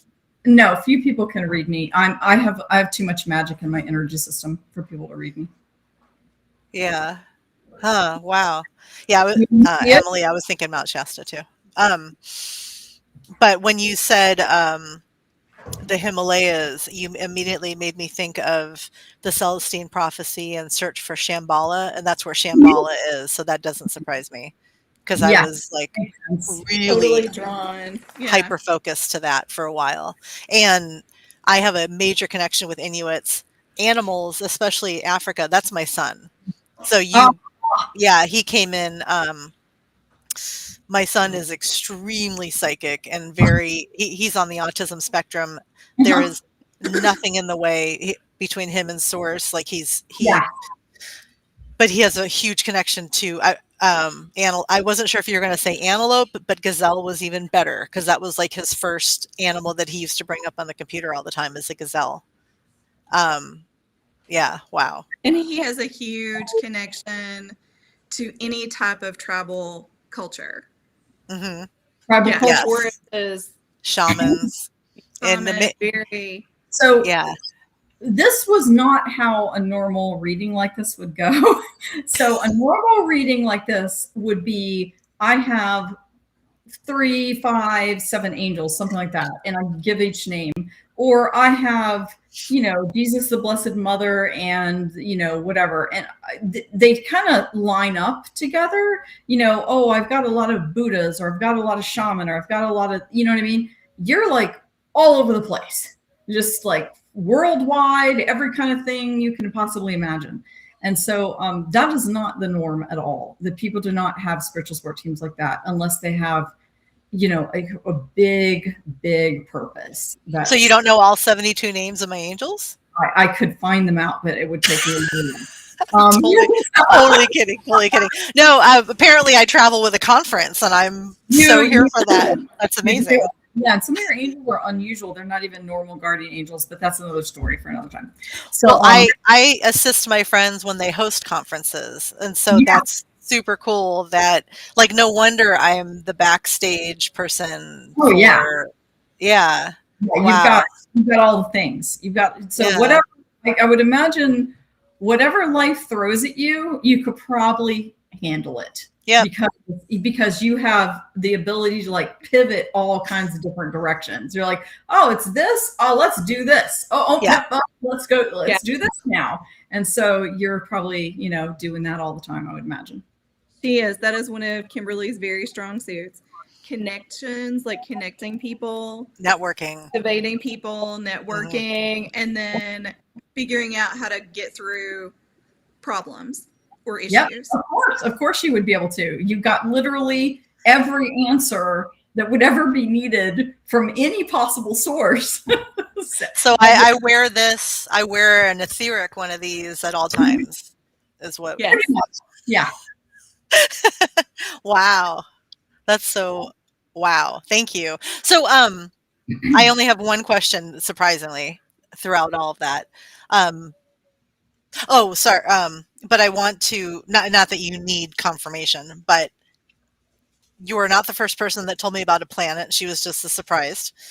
I was already aware of my connection to, you didn't say Guinevere, but did you say Knights of the Round Table or that genre? That whole, like, I think there's multiple people in that group. I'm aware of that connection. I didn't know specifically who, but I already knew about that one. And then the wizard and that's been brought to my attention. I had 3 people help me through something. Somebody brought it up, somebody helped me work through it, and then somebody helped me do the energetic version of like balancing it. So I've had that brought up before too. So my one question, I always like to get everyone's perspective on this. I was gifted the ability to do light language. I speak it, but I hardly ever speak it in front of people, but I do it with my hands and I use it to bring in frequency and I use it for healing. Can you get, now I guess I don't need this confirmed, but I'd like to know who assists me. I know it's me. I know that I don't need assistance. I was told by someone else that like it's just me. I'm not using, but like who helps you with bearing the load? It's a group of Palladians. Oh, okay. Like is that also the Nordics? No, Palladians and Nordics are different. Extraterrestrials. Yeah, for sure. I'm very galactic. Okay, so I'm that's interesting. Yeah. I'm going to go with, I probably tapped into half your special support team. But if I keep going, I'm just going to like, you know what I mean? It's just going to get overwhelming. And, no, thank you. We didn't touch on Egypt. We didn't touch on Atlantis. We didn't touch on the Galactic very much, other than to tell you Palladians are helping you with your light language. And in part because you're in a human body, but your energy system is not human. So things glitch out. That's why when you're doing certain things, you start to kind of glitch. I do. Yeah, I know. I absolutely do. Yeah. That's because your energy system isn't fully human. But you're in a human body and things are trying to match up, but they don't completely match up. Yeah, that makes perfect sense. Wow. Thank you. Yeah, that can be fixed, by the way. Somewhat. I can't fix everything, but I can fix most of it. Yeah. Like defragment the system. Correct. Toss it all up and then put it back. Yeah, wow. Pretty. Yeah. Yeah, that's super cool. Ellen, thank you. You're welcome. Wow. I want to do a reading for you. That was so kind of you. Oh, you're welcome. You look like I can see in your energy system, you're trying to channel. It is like coming in, you're holding it back. Oh yeah, that's why I'm like, just let it go. Just do it. Yeah. Oh, I get, yeah. Well, I don't, this is about you. But if you ever want to meet. Is it though? If you want to meet outside of this, I would love to return the favor in whatever your team would allow. Absolutely. Fine. Wow. What? So are you all just giggling the whole time she's saying all this stuff? Like, Yeah. What's your reaction, friends? They find it fascinating when I tell people about their spiritual support team. I don't know why that's so, but anyway, that's what they find fascinating. So It fascinates me because it's, it's one of those things like, Me too. my first group of people or beings, it was very interesting because, it made a lot of sense. She's like Joan of Arc. Well, when I was a little girl, I had told you one that too. Barbie. Yeah. And I lit her up on a candle and burned her ass at the stake because she was Joan of Arc. And my grandmother always kept my little charred Barbie, and she's like, "And that's the last Barbie you're ever getting," and it was. And so It's up I on the thought wall. that was like so hysterical. And John was read at the same time, and Abraham Lincoln was on his. yeah, And I swear to you, if you could have like encapsulated, we were howling because John cannot, like, he cannot not be honest. Like, he just can't. And so I was like, that's why this is so funny. And then like I went through this one weird period where I didn't have any angels or anything. You remember I had like Princess Diana, Queen Victoria, Queen Elizabeth, yeah. and like I was like super focused. And Ellen's like, "Do you have any connection to English royalty?" And I was like, "No." So like it changes based on what you're doing and what you need at the time, and like what's visible. So I always just find it so fascinating. And then there are certain things that are like Nikki was she was doing a class, and John and I were like volunteer subjects to be read. And this lady's reading John, and she's telling him all about this elephant, this elephant, this elephant. And Nikki's like, "No, that's Shannon's elephant." So, like, it's just fascinating because these things are around all the time. And you'll, once you know what they are and who they are, they just come up. And she told me specifically, like, my 3 queens or 2 queens and a princess would come together. And sure enough, like, they just kept showing up together. Like, Lady Diana and Queen Elizabeth are both projectors in human design, and so am I. So, there's just for me, it's like a quick, like, what path am I on kind of tool. Yeah, it is. It's so fascinating. It's, I think one of the things is people always, they want to know, and then they don't know how to tap in. So, that's where it kind of psychic development sort of comes in, because it's kind of hard to get a lot if you don't have some pathway that leads you to some sort of understanding of how to engage these beings. Yes. Yeah. I have to be honest, I never worry about who my spiritual support team is. Like, I never even think about seek it, out or question it, or it's just, Well, I just know they're there, and you're really grounded. You are. Like, they extremely do grounded. their thing, and I appreciate them, and I don't really. Well, I mostly work with archangels. I mean, I have a huge support team too. And I remember the first time, because different beings kept showing up, and I wasn't clear at the beginning, were these my support team, or were they other people's that were coming to me? And it was a little confusing. So I remember doing this meditation. This is when I learned how to go out of body. And I remember asking Archangel Michael, like, I want to meet the whole, like, I want to see everybody. And so he said, and I remember him taking me to it looked like a crystal carriage, like an old, it looked like a what do you call it, Cinderella's carriage, it was beautiful. And so I got in it, and it went way up into the heavenly realm. And then I was in this crystalline area with clouds and whatever. And so there was this huge building. And so we walked in the building, and there were all kinds of beings walking around. And I was like, okay. And I'm looking around. I'm like, gosh, this is a lot of beings. And so then I turned to Archangel Michael. I said, are mine in a separate room, or where are we going? And he goes, no. And then all of a sudden, a huge, long table appeared where I could barely see the end. And all the beings sat at the table. And he said, you sit in the front. And so I sat at the table, and I went, wait a minute, are all these beings, these are mine? And he said, yes, all of these are yours.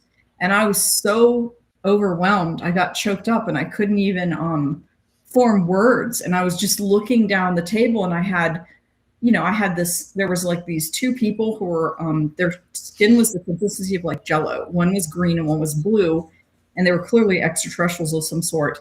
And then there were, animals. There were like the Lyran people, the lion-headed people were there. There were some bird-headed people there. There were, I won't go into all my spirit guides, but anyway, it was a lot. And kind of not dissimilar from what I read with you, except for I don't have any Eskimos or so but anyway, it was shocking. I had no idea, and I remember thinking, why would I even need this many guides? But then of course that was earlier on in my journey, and since then it's just unfolded in the most interesting way possible. Just a continuous unfolding of interesting things. So Something keeps coming, like the only thing I'm getting, because I'm, without your permission, I'm not trying to read you, but there's I'm going to say, this always happens, I'm going to say a dragon-like being, because it's not specifically like what everyone would visualize as a dragon.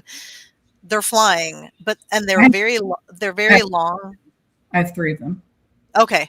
Well, this one's very long, and they have quite a few sets of legs you know what I mean? So it's not just front legs and back legs. There's at least 3, if not more. They have these reflective scales that kind of keeps going between red and green, but like in a multifaceted way. I think iridescent. Yeah, like an iridescence. But I want to say without the reflection, they're closer to gold. They have little ears. They almost have like not a dog-like face, but like a flat nose. Yeah. And cute little ears. And they just I think they're like a gatekeeper. They are. Yeah, they're adorable. That's Yeah, what I keep saying. I'm how do I say it? So I'm not just psychic. I'm beyond psychic. By orders of magnitude. They are gatekeepers. They are gatekeepers. Yeah. Yes. Yeah. He's I'm just seeing that one in particular. But yeah, so there's like a wall of color behind them, and then they're just kind of hanging out. Not in a threatening way or anything, but kind of like, this is what you're gonna get to see. I'm getting like they might be called a rainbow dragon. I don't think they need a name. There's something in that. Yeah, they have their own names, but dragon names are sacred, and so you don't ever share a dragon's name. And there are many different types of dragons. They're all from the fairy realm, and some different dragons do different things. And so these particular dragons are keepers of they're between dimensions and realms, and they're keepers, they're gateway protectors. And that's because I have somewhat that purpose as well. Yeah, that's cool. Yeah, it's a little different. So I'm I'm a little bit of an odd duck. So I've got something. Everyone is, especially once they're here. We do have a few people in the chat that would like a little after witnessing what I was told, to share a little bit of information about theirs. If you want, we can all tap in, or do you feel like there's 2 people that would like a little bit of information? Okay. I mean, most psychics can tap into spiritual support teams. It's one of the easier things to read. So, because they're very prominent around the individual, at least at the moment. I mean, they may have a guide that's just not there at that moment, but which is the most prominent? Would you, I don't know, let somebody else, I don't want to eat up all the airtime here. So I'm sure they'd love you to do it. But Shannon, I was going to say, we can start with M if you want. Okay. like M organically is in here, and We have hers 3 is people. very, Yeah. hers is very fairy. I see this little thing that looks like half of it's a chicken, but it has like a dog's head. I have no idea what that is. But like she has like hodgepodge animals. Does anybody see hodgepodge animals with M? Hodgepodge animals. I don't know what hodgepodge. What is that? What does that mean? It's like parts of 2 animals put together. It looks Hybrids? like a bird. Yeah. And Oh, like yeah. sort Okay. of a dog. Oh, you mean like a lion Yeah. head? Yeah, human like Oh, a, yeah. yeah, Yeah. but it's part bird and part mammal. It seems like a dog to me. Yeah, I've seen those. They're either from the fairy realm or they're extraterrestrials. It just depends on what, yeah. So, yeah. That's You have a dog chicken thing. I have no idea what that's called or what it is, but that's like the thing that popped up for M for me.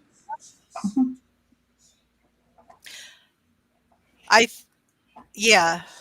It's funny because I don't get dragons all the time, but for M, I just saw a dragon like look up over a wall, which is funny. Like there's a whole scene here, and then they put their head over and they like it's almost like they're introducing themselves. So this is a newer relationship that you had because you just freed yourself up from a lot of blocks and limitations, and so this is allowing your connection to a being who's been waiting and now is able to come in and actually assist you because you're leveling up, like you are acknowledging your magic and also that you are capable of removing things that no longer serve you, which allowed him to come in. They have a very long neck.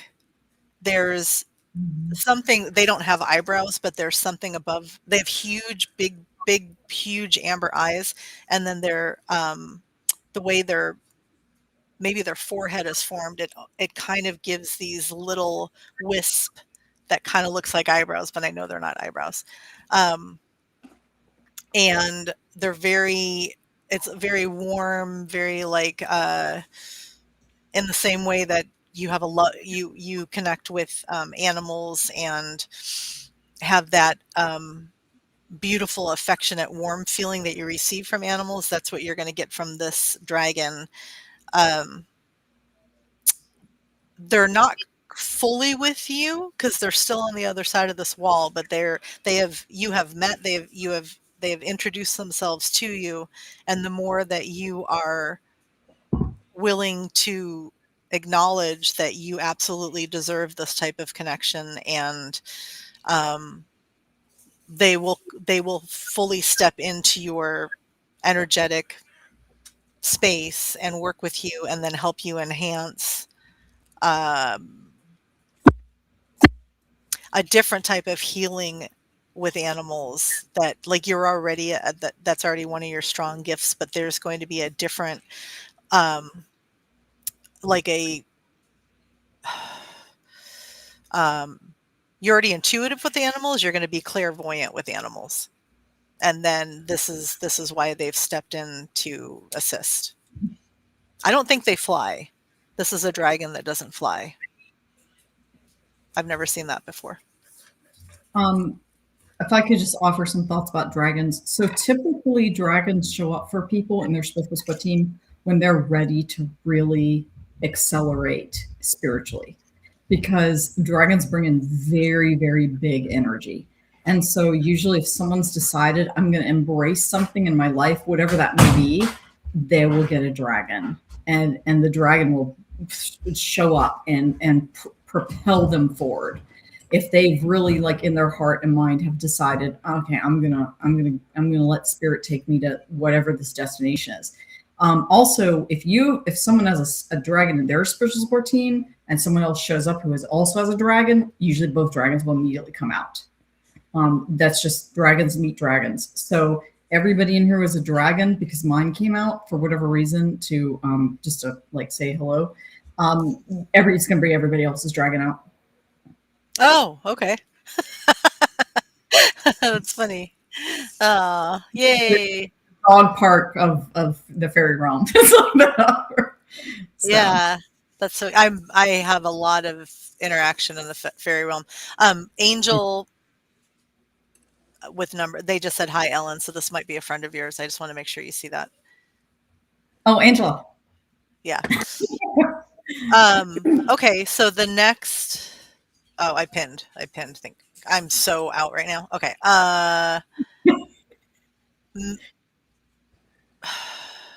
Sorry, you guys. Okay. The next person. Matrix asked too. I know she was. Matrix. Okay. And Kara. I think Kara was Kara. the third. Yeah, they were the three. Okay. I think actually Matrix asked first, and then and then Kara, you'll be next. So Matrix Phoenix. Nikki, would you like to start? I would not. I'm sorry. I'm like not at all tapped in, and my dogs are Okay. haranguing me, which is why I keep Okay. going back and forth. I'm sorry. Okay. Nita, do you get anything for Matrix? So I don't see anything. I don't see that kind of stuff Okay. at all. Okay. Sorry, I wanted to make sure everybody had a chance. But No, I'm Nita, sitting here very jealous that you guys get to see all of this. And yeah, all but like, Nita, you have such a gift with animals. So yours is just. I think serious. A different thing. in my experience, when someone's really good at, we'll call it one thing, but it's multiple things. It's because you're needed, and all of this would be a distraction otherwise. And so, okay.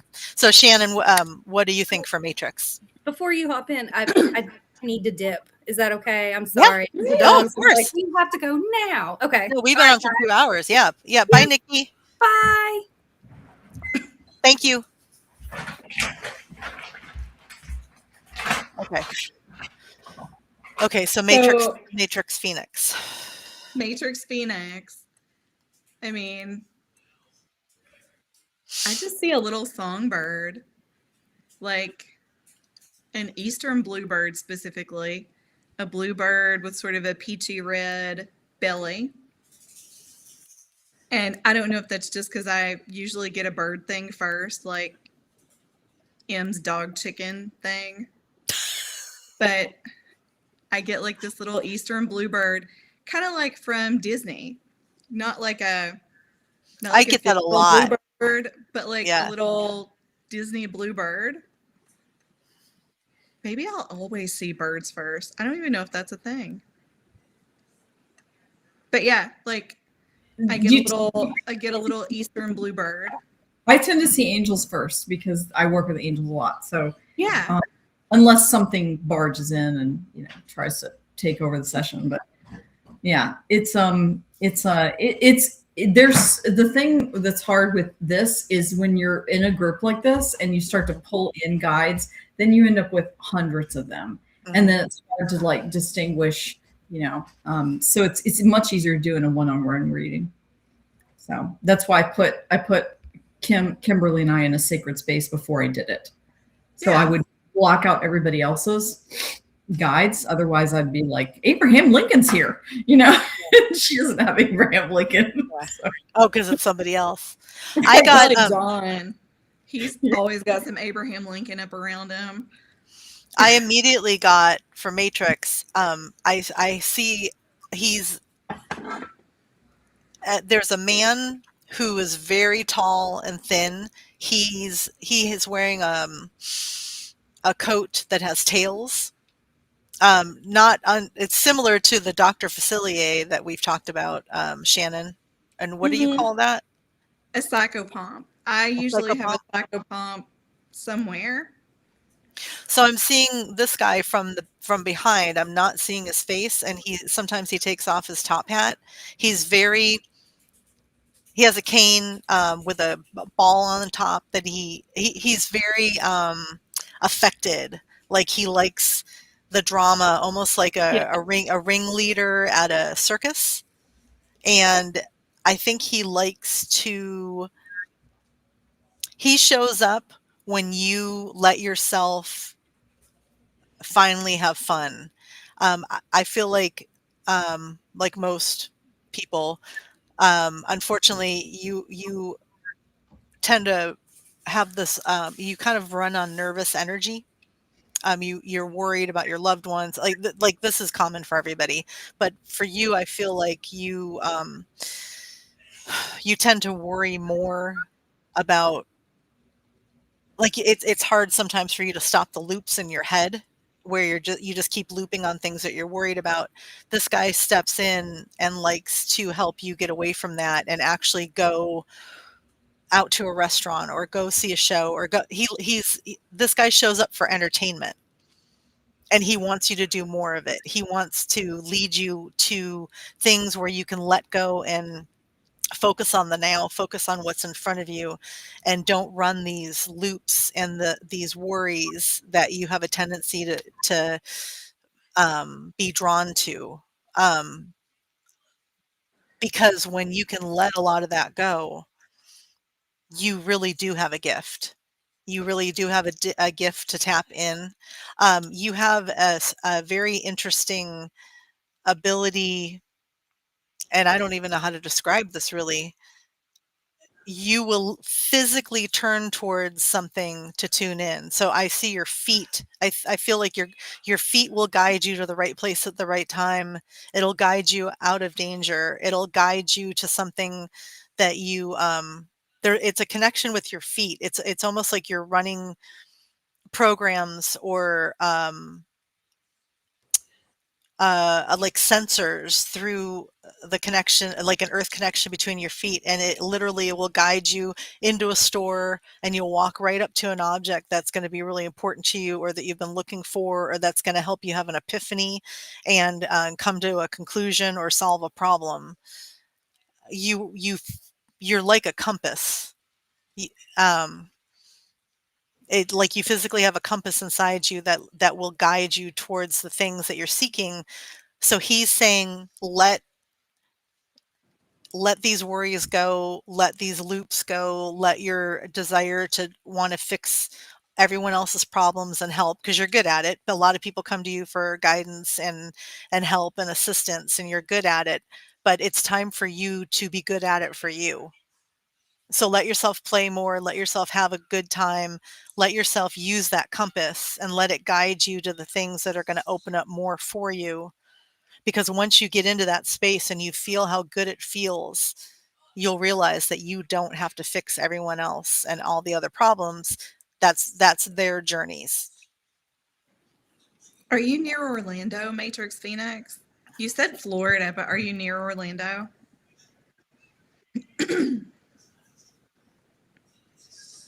We'll wait for her to answer, but we can go on and see what she says.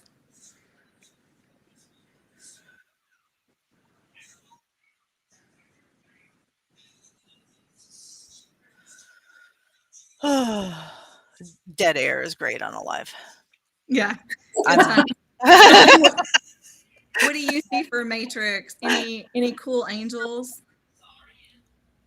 So guys, I'm gonna have to go because I've got my kid got home from her thing. Yeah. So thank you so much for having me, and Yeah. we'll reconnect whenever. This was fun. Yeah. This was a lot of fun. Thanks, Ellen. Oh, you're welcome. Thank you. It was really great to meet you after hearing so many wonderful things about you, and thank you so much for that that reading. Like I'm a very like non-reactive person, especially when I'm taking it all in, so don't mistake that for not being Oh, no, that's okay. mind blown. Thank you. Oh, you're welcome. Thank you for having me. I really appreciate it. All right, Yeah. guys. Bye. Bye. Bye, Ellen. I'll put her information back up. Okay. No, So you were talking about her being a compass. Why am I big? And I just keep seeing like Disney stuff, and I'm like, is she near Orlando? Is she drawn to Orlando? Like, is there some sort of thing there? I think it's like North Carolina, South Carolina area for some reason. I feel the ocean closer than. Yeah. Yeah, like the coast instead of the middle. I'm going to have you pick my angels here in a minute because I really don't. I want to see what you guys think. Yeah. Okay. So let's. I know there was one question for Ellen that she didn't answer. Somebody asked her when did she realize that she'd be on? It was like around 2003 or 4, Nita, when Ellen she realized it. No, when Ellen realized she was psychic. I know it came through.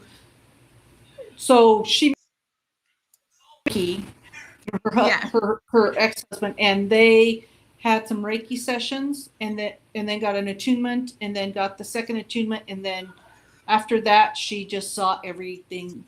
Everything just hit her at once. So it came like in 24 hours.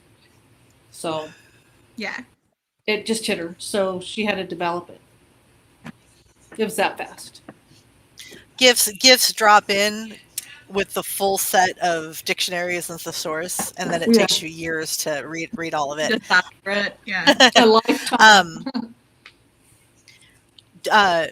So let's share some information with Kara, and then we'll do Nita, and then we'll let everybody go. And I mean, we can answer questions, but we've had everybody on for 2 hours. Shannon, do you want to make share anything with Kara, Oh, let's support see. team wise? It's so hard for Kara because I just get all of her like nurse stuff. And so I feel like she has, Archangel Raphael is definitely part of her team, but that's sort of like a duh because she's a healer. Yeah. But that comes in very strong, like that emerald green. And then back to M. M, it's not a dog chicken, it's a bat chicken, I think. Oh, that's a lot of clarity. There we go. Yeah, it drives me crazy because I don't ever encounter fairy animals very much. Like I have no fairy, none whatsoever. And I'm trying to figure out the pieces of this animal. But to Kara, Archangel Raphael, and then also an ancestor, but I don't know who it is. Did you know a great grandmother like during your lifetime, like when you were little? I'm getting like it's a maternal ancestor. And it could be somebody that you never met in real life, but I'm getting like a maternal great grandmother.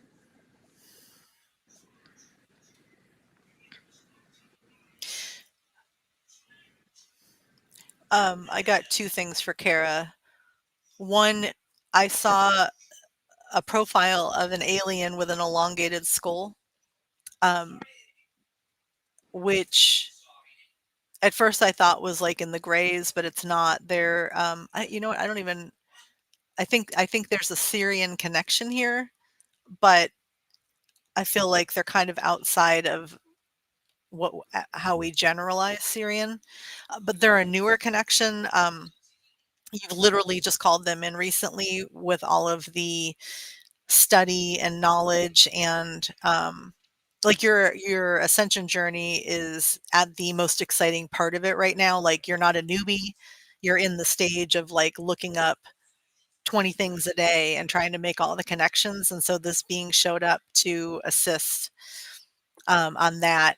And then I also got, it was really cool the way it came in. I just saw these big spots, but then I was like, well, what is this? And it's a moth, but like one of the really big, gorgeous moths, um, like maybe from the rainforest. I don't know where moths are. Like I I think moths are beautiful, but I don't know a lot about like where they're from or they live or known to exist. This this moth comes in for when you delve deeper, like when you're researching like the occult or ancient magic, mystery schools, um, alchemy. They come in and kind of help you sift through and guide and make connections and retrieve and pull in what's going to help you. Almost like it's interesting. It's almost like a foundation. So like you can walk up and look into like 200 different subjects, but once you've researched a bunch of things, you're only going to keep the things that are actually really important to you, that fortify you, that speak to your soul. And this moth carries that energy of like, I'm going to hold on to the stuff that really matters and is really important for you. It's interesting.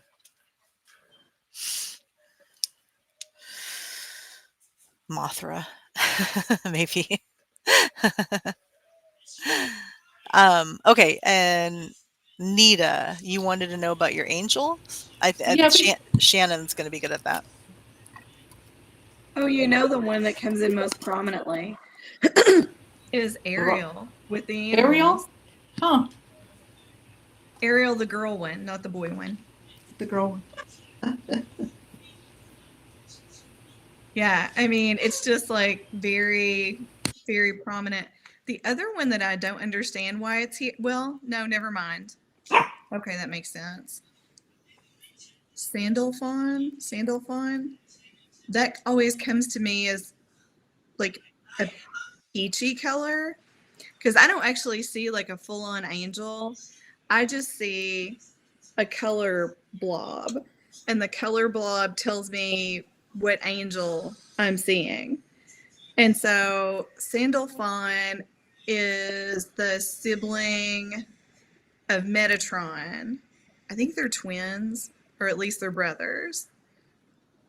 And Sandalphon relates to communication, but also I think music.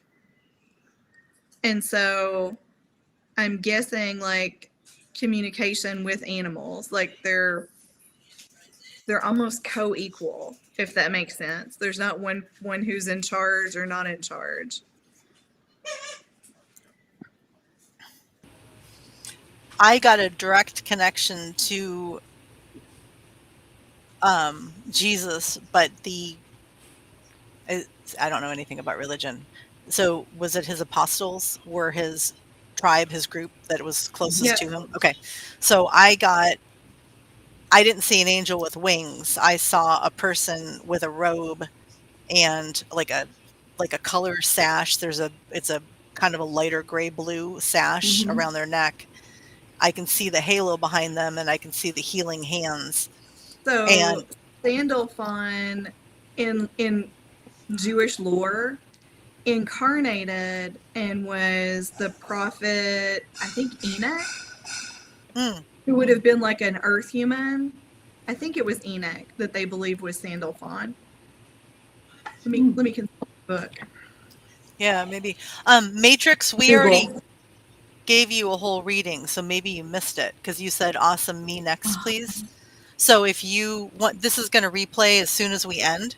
So just know that we're at like the go to like the 2-hour mark, because we read for Emily and then we read for you. And now we're on then Kara and then Nita. So when you get to Emily's part, know that you're next. I think that's what you meant. Elijah. The biblical prophet Elijah. Sandalphon lived on earth as Elijah. Yeah, because I saw a person, not somebody. Like, yes. They had this huge glowing halo around them behind their head, and they have so it kind of looks like Jesus, but I knew that it wasn't. It was like his tribe, his group of people, and that's who. There's somebody from that system that steps in and helps you. It's they have a very gentle and compassionate energy, and I think they kind of come in and help you get into a place where you can connect, and like when you're trying to help people figure out what's wrong with their animals or find them, this being steps in as a representative of everybody else. So they're all working with you, but this one steps forward and holds up his hands and helps create the space for you to do the incredible work that you do. Yeah. So here's what Google said when I put in there who was Sandalphon as a human. And so I knew it was Elijah or Enoch. And it says people often connect with the Sandalphon archetype for grounding, environmental stewardship, and when seeking inspiration in music, art, or creative expression. And you are one of the most grounded people ever, Hmm. and you're very big on environmental stewardship, and you have to do a lot of communicating in odd ways to talk to animals and their people. So I That makes feel like sense. that's a when I didn't even know the grounding part, and I'm like, okay, that totally tracks. I have a lot of Taurus in me, a lot of grounding, Much earth. a lot of Yeah. earth. I think I have one fire and maybe one air. The rest Well, is earth. that would make sense that you're able to, you probably work with ley lines and like the earth grid to help locate, like you're a locator, you Mhm. know? Yeah. Um, okay. So one more person and then we're gonna wrap Can it you up. ask her if what part of Florida or East Coast she is? Matrix, yeah, Matrix, she's talking about you. What city are you in? Thank you. Yeah, absolutely. Um, okay, so Mikhail, um, they would like to know somebody on their spirit team. I need to stop booking guests and actually just have a Friday where we just do intuitive messages, but the guests are Was so that fun. good? Yeah. Yeah. Well, okay, Ellen gave us a bunch of great information, but okay,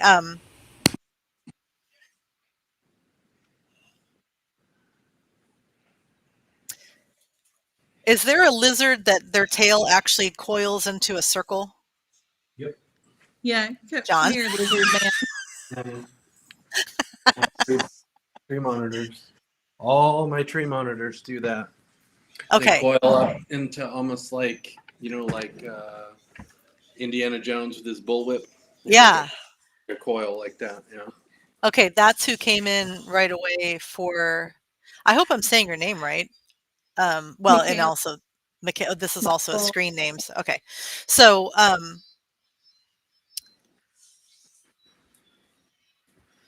so that's who walked up and showed me that. So I'm going to try to get more information as to why that is a symbol for you. While Shanna, did you get anything?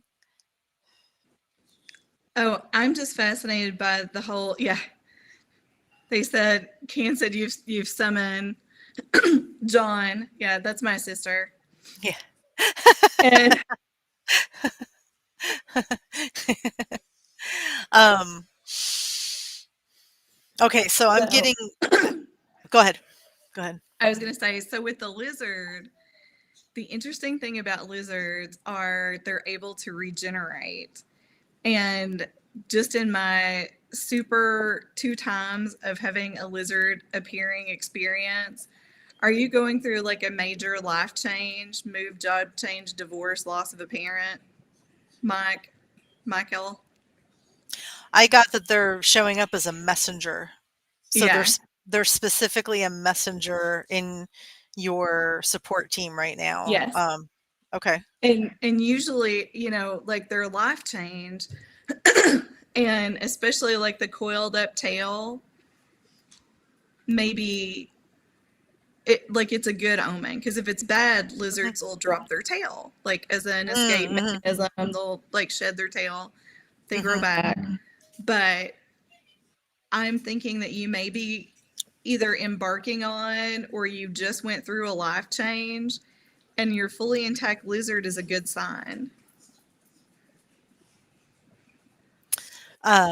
Yes. So, okay, first of all, I didn't even know that they really existed in like the 3D world, so that's really cool. They came in fast, like they came in hot, and They're they're like, super. and their little tail is up behind them, and then I got the word messenger. Let me see what else I get.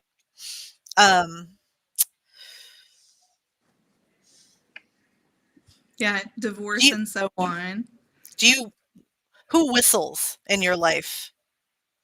Is there is I'm hearing a whistle, like when someone whistles with their mouth, and I don't.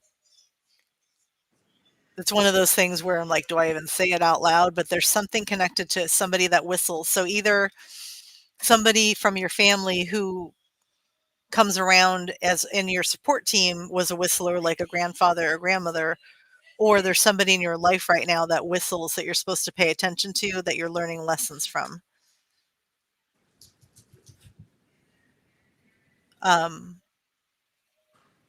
Nobody you can think of.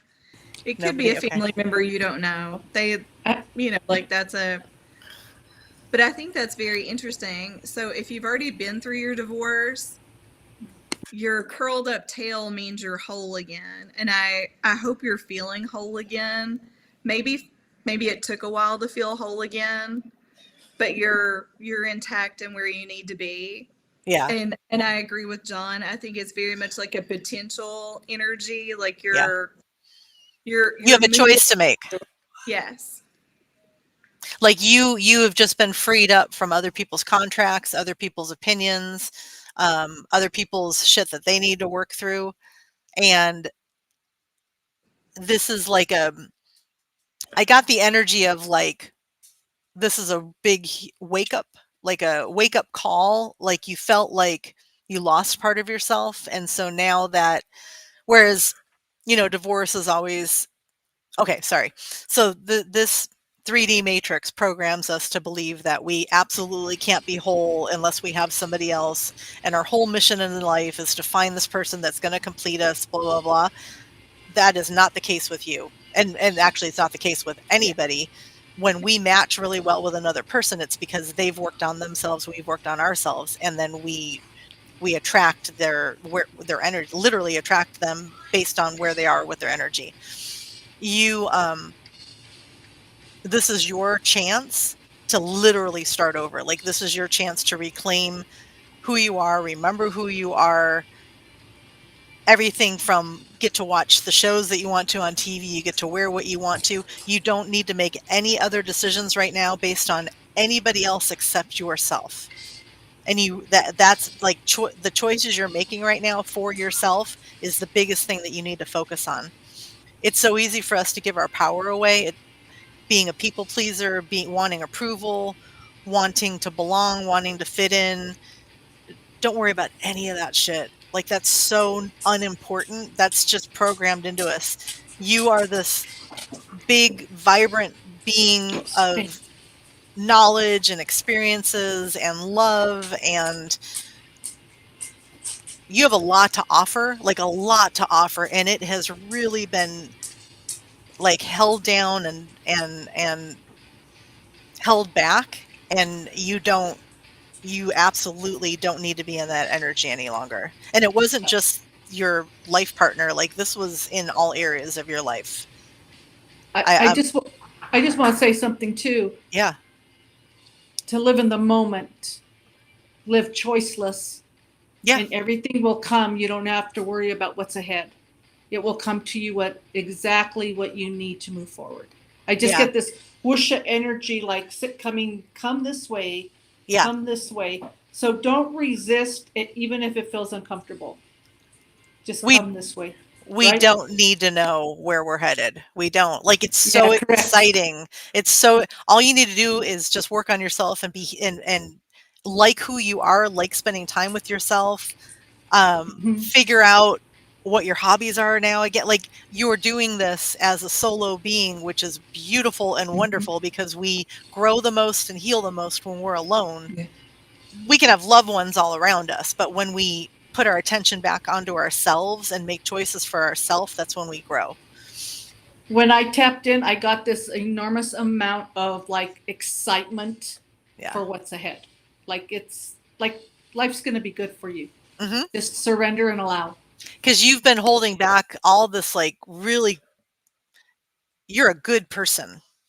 You're a good person that, like, you're a happy person. You're a joyful person. You're a creative person.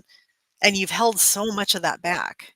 And you don't have to do that. Maybe you're going to uncoil your tail, you know? Yeah. How exciting. Yeah. Nice to meet you. Thank you for being on here. Oh, hi, Gina. Gina is listening while she's painting a big ass dragon. Very cool. Shannon, that was my friend Gina. Our friend Gina. Very cool. Okay. We're at the 2.5 hour mark. So we'll let you all get back to your lives. We will. We will. Ellen was such a great guest. Like, what if I'm going to be unpacking that reading for a while? Like, I'm going to have to come back and listen to this again. Thank you, everyone. Everyone that showed up through Ellen. It's a pleasure to have you here. This is a really fun, healed place to be. This is where you can be yourself. This is where you can ask questions about anything. There's nothing too weird, nothing we haven't heard before, nothing we haven't seen before. We're so happy to have you. We do this every Friday, 4 p.m. Pacific Standard Time, 7 p.m. Eastern Standard Time. If you're in the middle, you can figure it out. Yeah, we're really happy to have you. Thank you. Thank you. And yeah, Shannon and I do private sessions. So if anyone wants a personal reading, you can just go to, I'll put it up here. You can go to either Queen of Swords for Hire or Appalachian Lone Star on Instagram if you're an Instagrammer, and message us there, or you can email me at Queen of Swords for Hire at Gmail. But thank you everyone for showing up and staying and contributing and being a part of the chat and sharing your very open and beautiful energy with us, because it really helps us. Your support helps us give better responses and messages to everyone else, because it's a supportive energy. So thank you. And yes, Michael, he was watching the Argentina football match. It kept going. Argentina finally won. And poor John LePage, I say that facetiously, he's going to end up with like this whole wardrobe of soccer jerseys.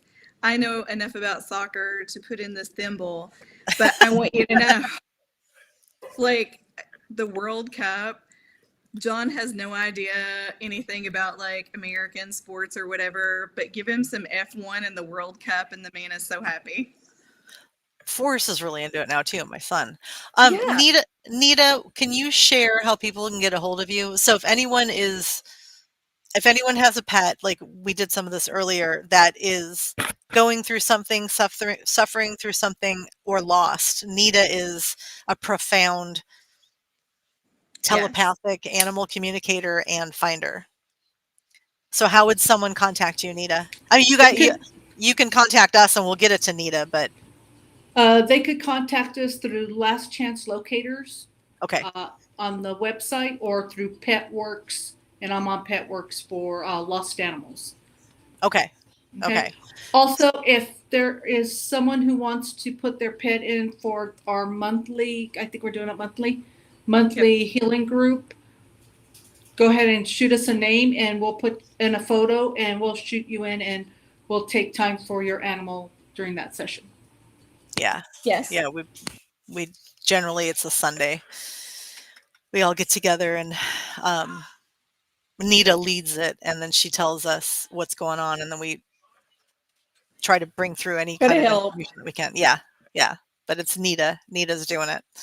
Okay. Thank you, everyone. Thank you for your questions and your presence, and we really hope that we see you next week. Oh, we have Sarah Lawrence coming back next week. Oh, cool. Yay. Yeah, Sarah's awesome. Really, really awesome. She was my first.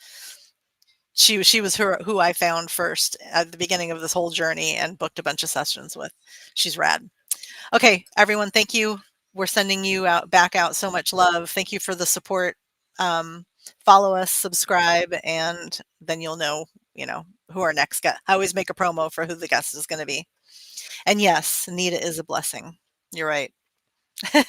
Carolyn, thank you. Thank you, everyone. And you can message us separately too if you need more clarification about something that we brought up. And Emily, as usual, thank you for dropping things in the chat that help when the words don't come, or somebody has a question, or thank you for doing what you do. Yes. Bye, everyone.